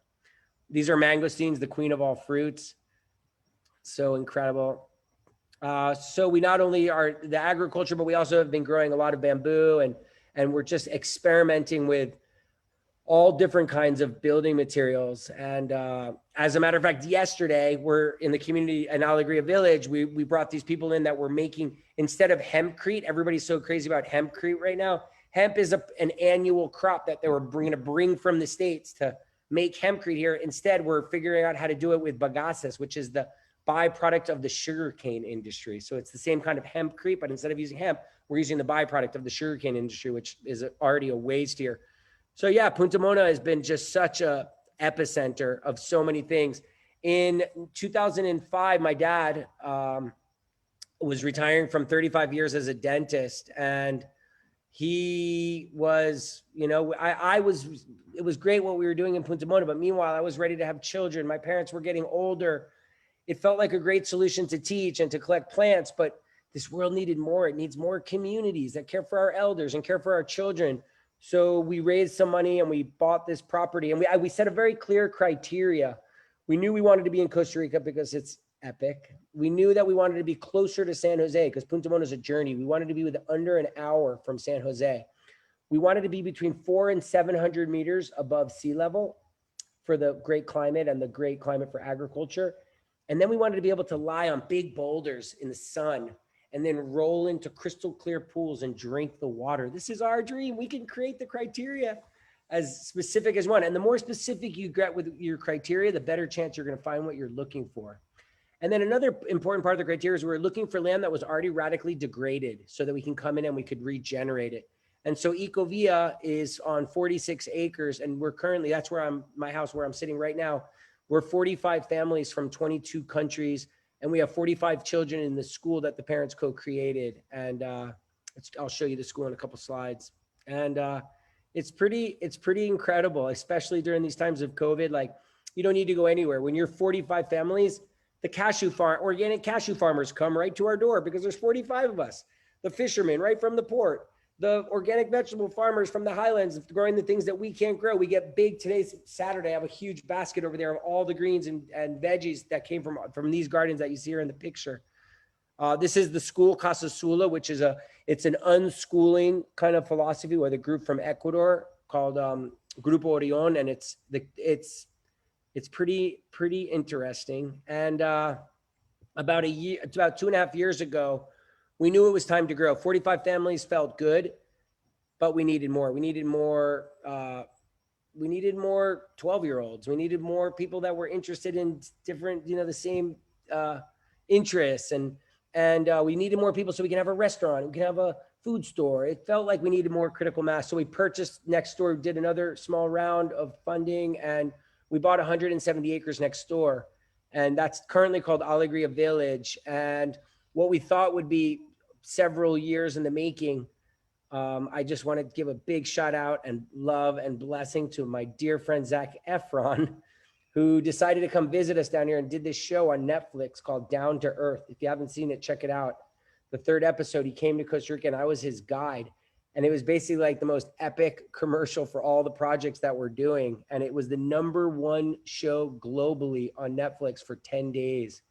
And when we thought we were going to just kind of start neighborhood by neighborhood, we've sold almost 100 lots in the last 3 months to people from 21 countries. And it is freaking incredible. The vibes and the people are coming down are crying when they see their land. And everyone is already falling in love with each other through the WhatsApp groups and the monthly neighbors call. And I want to give a big shout out to Brad, who really believed in my partner, Kara, and I, and really supported us on a tour that we did a few months ago when this was really just kind of unfolding.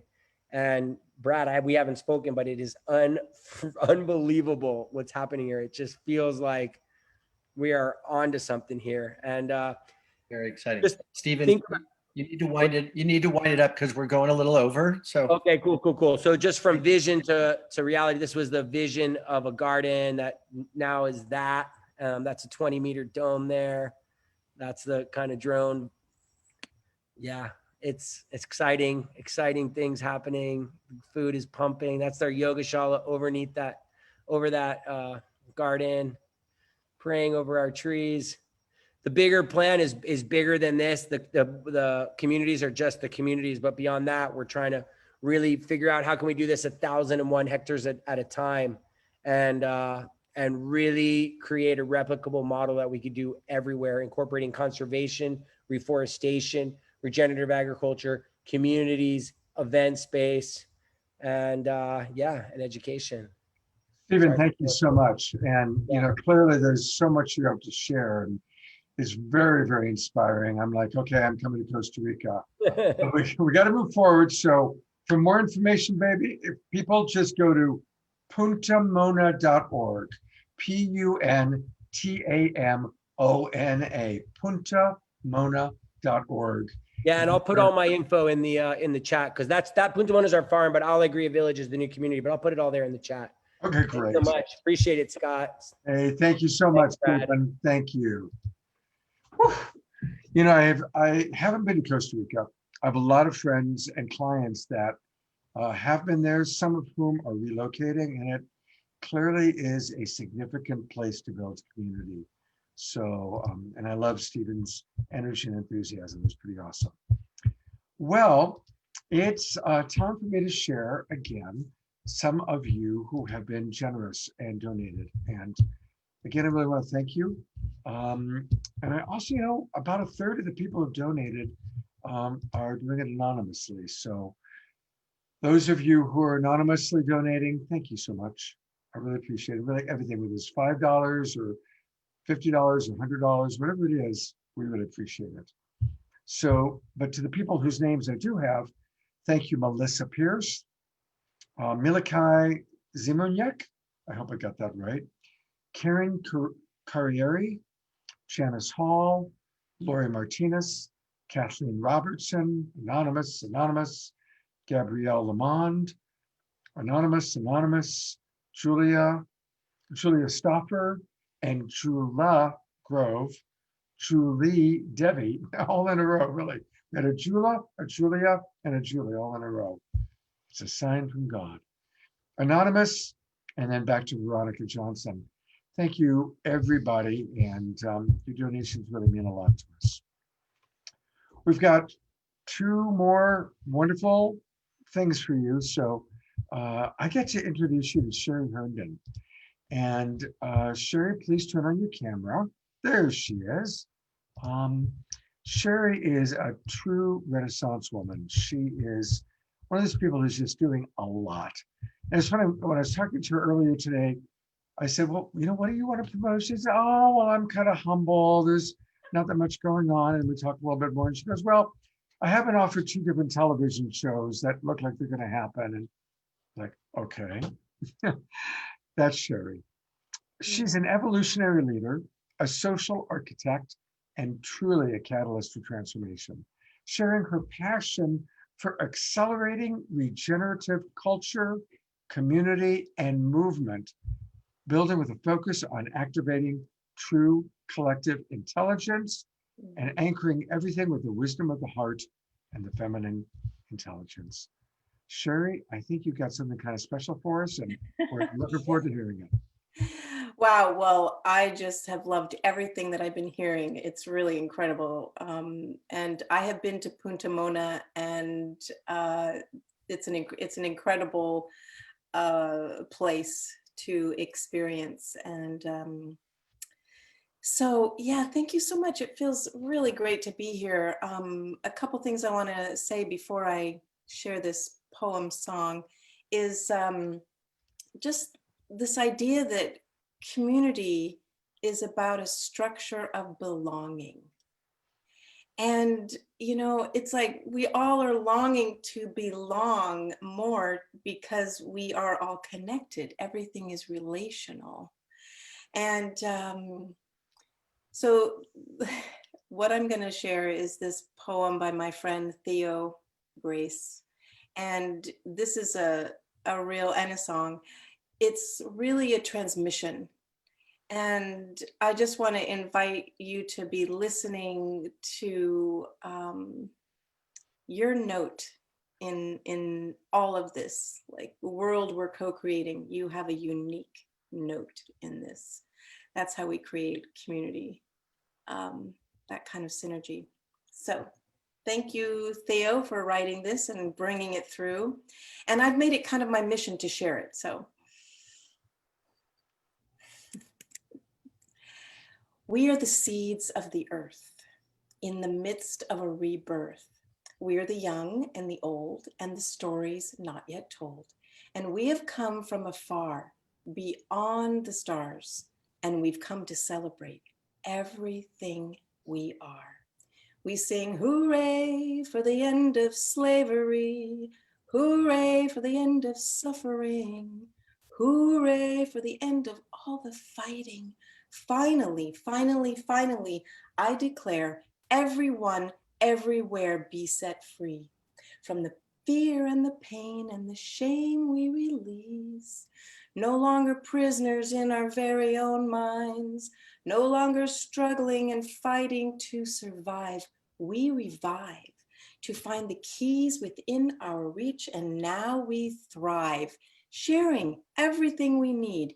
We are free from the poverty. We don't believe in scarcity. There's more than enough for you and me, just like the air we breathe. in and breathe out those stale emotions that just need some good old-fashioned composting. Yeah, break it back down into earth, because everybody here knows how to have a rebirth. You throw a seed in the mother fertile dirt, and you watch the life give life, give life, give life, giving life. Because there's only one event here, and it's clear once you can hear the one song. Some call it the universe. We're all singing the one song. We're all singing the you and I verse. Some call it God. All it is, was, or will ever be. Whatever I know, it is within you and me. So we're gonna party straight into infinity. So you can shout hip hop, hooray, yee-haw. And we all at the same time, we shine in the divine mind, which makes all of your struggles and sorrows connected to mine. So bust open those judgments with patience and pour some love and understanding into the painful places, because we're healing it. Yeah, we're gonna decompose our shit. We're gonna rearrange and reintegrate every single way we live by synergizing new art, making sparks in the dark with the fire in our heart, bursting into who we are. Do you ever feel like you're about to collapse and explode, especially in these days? Well, that's the perfect curve of the divine ratio. So fold into the twinings and spiralings of a golden Om.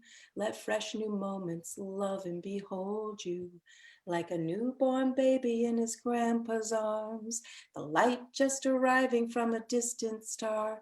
It's everywhere we are, once we look, even in the simple complex melody and hook called the one song. So here's the last verse, but it really just keeps on going. And the one thing that never ever stops flowing is awareness. Are you aware of it? It's never left, never will, always full, always still, and it's amazing, eternally unchanging, holding every single thing we can possibly imagine in our experience, sinking just under the surface as we open these moments up, and dance as much as you can. Trust in the design. It's perfect like you and I. Dance as much as you can. Trust in the divine. It's perfect like you and I. All we're saying is you can say yes. All we're saying is you can say yes to the one song. The he-verse, the she-verse, the we-verse, the you-verse, the me-verse, the we-verse. Now it's time for your verse. Sing whatever you want, speak whatever you want. Say your prayers to the universe. Sing your praise to the verse. This is your verse. Thank you so much. That was really, really beautiful. Thank you, Theo. Thank you, everyone. And just really quickly, I just wanted to say, do go to my Facebook page. My website is in between one web person and another, so it's coming, but it'll be fun to be able to share what's coming up. And I do have a new television show. It's probably going to be called Awakening Together. And so I'm just really great to be here with you all, awakening together. Yeah, because she didn't have a website, that's why I didn't go there. But let's just all know that wonderful things are on the way for Sheri. And Sheri, I'm sure we'll see you again on the show soon. Thank you so much. Debra, who's up? Yeah, so we have one more amazing speaker, and I'm really happy that Lotus Sattva is going to wrap this up because she has been involved with community for over 20 years. She's a social innovator. She's a catalyst for co-creative culture, and she leads conscious community initiatives. And she's founded multiple communities and was named the Ambassador for Change by Bioneers and Lucidity Festival. And she is currently coordinating people and programs at Sundari Gardens on the Big Island of Hawaii. So she is a lover of community, and this is her mission. So I'd love Lotus to come on and share her beautiful words of wisdom to sum all this up. Blessings, Lotus. Thank you, Debra. And what an honor to be on this call with so many of the mentors who I've met over the years. Just so grateful to see you all. Won't name you by name, but you know who you are. And Debra especially, I actually met early on in this whole journey, and it's just full circle right now being back on this call. So really grateful. Thank you all so much. And yeah, I'm sitting here in our yoga studio with a mural of Pele behind me at a beautiful 10-acre ocean view retreat center called Sundari Gardens that my amazing co-creators, Christine Marie and John Shiva, founded a few years ago to be a center for restoring a culture of oneness, to provide an immersive experience for people in the interconnectedness of all life and creation.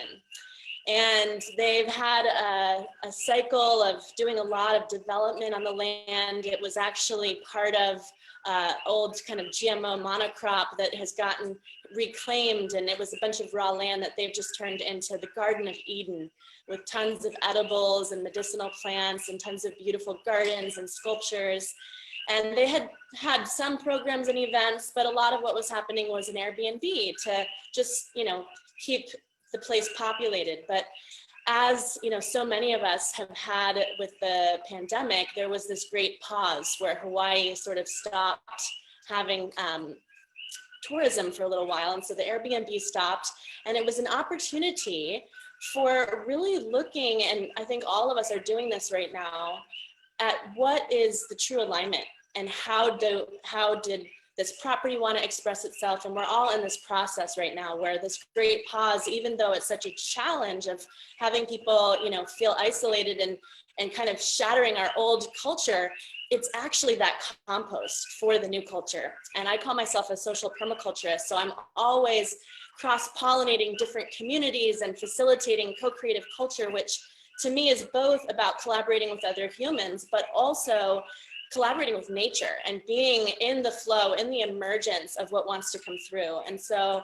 this whole alignment between myself and Christine Marie and John Shiva has been a complete co-creation beyond what any of us could have imagined.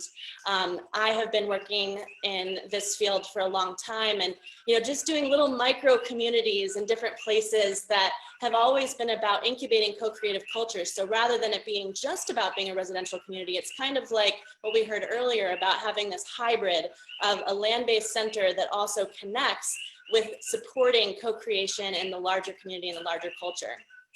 So what New Earth Mandala, which is the program and community side of this project, aspires to do, is to actually have communities all over the world that are connected to a consistent culture, and to have the ability for people to be both place-based, but also traveling and able to access this different culture from different places. And so we're doing both a local and a global model. The local model is this experimental community here on the Big Island. And we have a group of amazing founding residents who all have backgrounds in different aspects of New Earth culture. And we're really creating this emergent field rather than, you know, having a guru direct this evolution of this project. We're actually allowing the leaders to really help inform and influence it, both those who live on site, the larger community in Puna on the Big Island where we are, as well as a global community. So we've been building a global community through an online, you know, with everything going on Zoom, online leadership series we called New Earth Leadership, and featuring different teachers and helping to bring people together. And that's actually how the majority of the residents who just moved here found out about us and will continue to. So we are looking at building upon this monthly call series that we've been doing around New Earth leadership, and actually in 2021, creating a curriculum that is informed in large part by what we are living in this living experiment here at Sundari Gardens, as well as connecting with any other communities around the world that are interested in also going through this journey of really creating like a template for how we can all ascribe to a New Earth culture in a way that also embraces diversity and is adaptable for different people and different places. And so one of the ways that we embody this, it's much more about living it for us than just thinking about it, is starting with coming up with a map of our values that informs what this whole template is going to be fleshing out into. And so we sat and we looked through lots of different principles that we all had brainstormed, and we came up with something I kind of call spiritual permaculture, a spiritual permaculture map that starts with the universe, the conscious loving universe, and goes from the universe into our awareness, and focusing on awareness through meditation and studies, and then going into embodiment and the choices that we're making and how we're living our lives, and doing movement and eating healthy, nutritious foods, and moving into relationship and how we're relating consciously, and looking at the opportunity for relationship to, like Sheri said, help us wake up together. We can't see our blind spots alone. And we have coherence practices that we've already started doing on a daily basis that's really embodying that, which for me is one of my greatest passions. And then all of that leading into leadership, which I love. Oh my gosh, everyone on this call, but Stephen, especially what you're doing down in Costa Rica. Please, let's continue to spread these models. Your father spoke at Envision Festival a couple years ago and shared the story about how he invested his retirement into your community and encouraged other baby boomers to do that, other true elders to be a part of contributing the wealth that has been generated into the future. And that is definitely what Christine Marie and John Shiva have been doing here. And we would love to have you involved, all of you, either to come visit us and do a personal or couples or family retreat. If you're a leader, we'd love to host you and have you come do a retreat here on these amazing grounds. And then we also are partnering with people in the local community to offer programs here, so that it's really an immersive experience when people are here. And one example of how that sparked in just the last couple of weeks, because we just literally got on the land a month ago, is that we do meditation and movement practices every day together that just, it's like entrainment. So rather than being at a party where everybody's drinking and that encourages you to drink, we're in this very healthy lifestyle and culture that when you're here, it's just natural that you'll get inspired to be a part of that. And then ideally bring that back home to your community and help to create that kind of entrainment and immersion for yourself back home as well. And then we'll be supporting that through online programming with the global community and launching that very soon here in 2021. So yeah, very grateful to get to briefly share a little bit about this amazing brand new community that is about to create some major ripples right here on the east coast of really the edge of the world in Pune. So good to be with you all. You can check us out at sundarigarden.com, and then more info about all those opportunities to engage is sundarigardens.com/New Earth Culture. And first of all, thank you for being so patient and waiting. Second, I love those frogs in the background, the mating sounds of those frogs. And it's Sundari Gardens, spelled SUNDARI Gardens, GARDENS.com. And I really appreciate on this flyer the beautiful New Earth leadership core values: awareness, embodiment, relationships, and leadership. Very powerful. And thank you, Lotus. I also want to acknowledge that Lotus's router went out and she went running across the street and got one from her neighbors so she could be with us. These are the things people do to make sure that our show actually happens. So God bless you, and you're doing great work, and hopefully we'll get a chance to see you again on the show and just continue to track what you and all the amazing people are doing. All right, Brad, we do still have one more song from Elisa. So I'm going to turn over to Brad for a moment just to introduce her.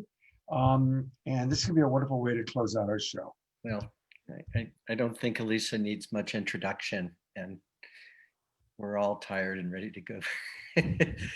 So Elisa, please carry us home, serenade us back to the land, back to our hearts. Let's all just breathe together here. Dropping in, integrating all of this beautiful information and this community that's here, and all of these people that we can now continue to create and collaborate with and learn from. It's pretty exciting. And this is a song honoring that connection, that human connection, that belonging.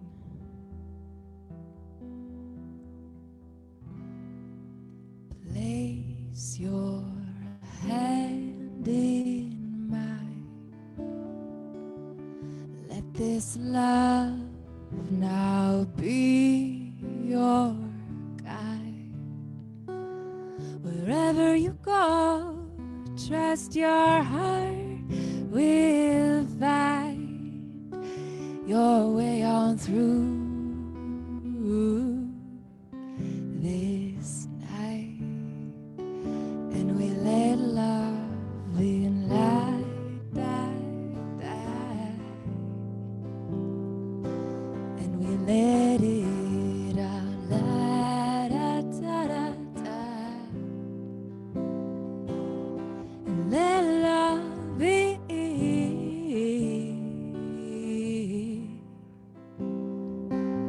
And let love out.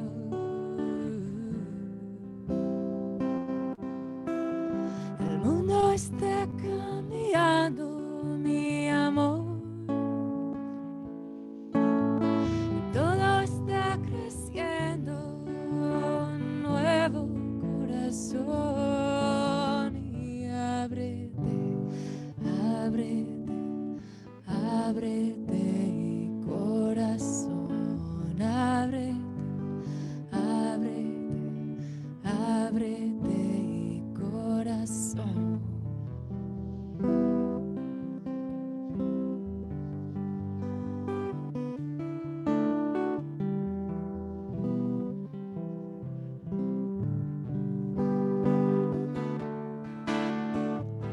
I'll be here for you like you were there for me.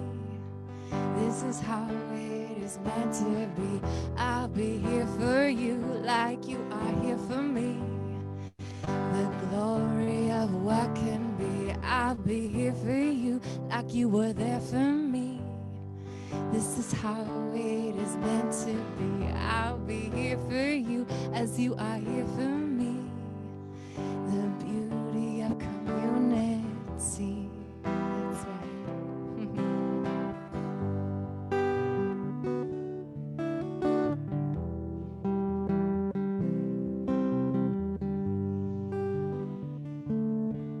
So place your hand in mine. Let this love now be your guide. Wherever we go, trust our hearts will find their way on through the night.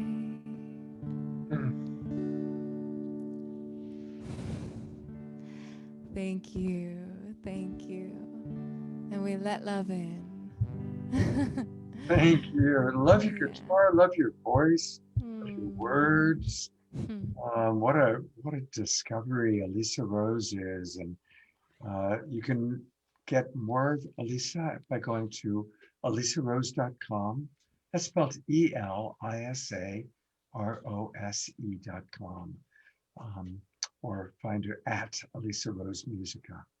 She's on YouTube and Facebook, and so such exquisite music. My God, thank you so very, very much. Oh, my total pleasure. And please, all of you that are watching, reach out. Reach out, come dance with me, come sing with me. I love activating the voice with you. So let me support you in that. If you want to take that journey with me, I'm here.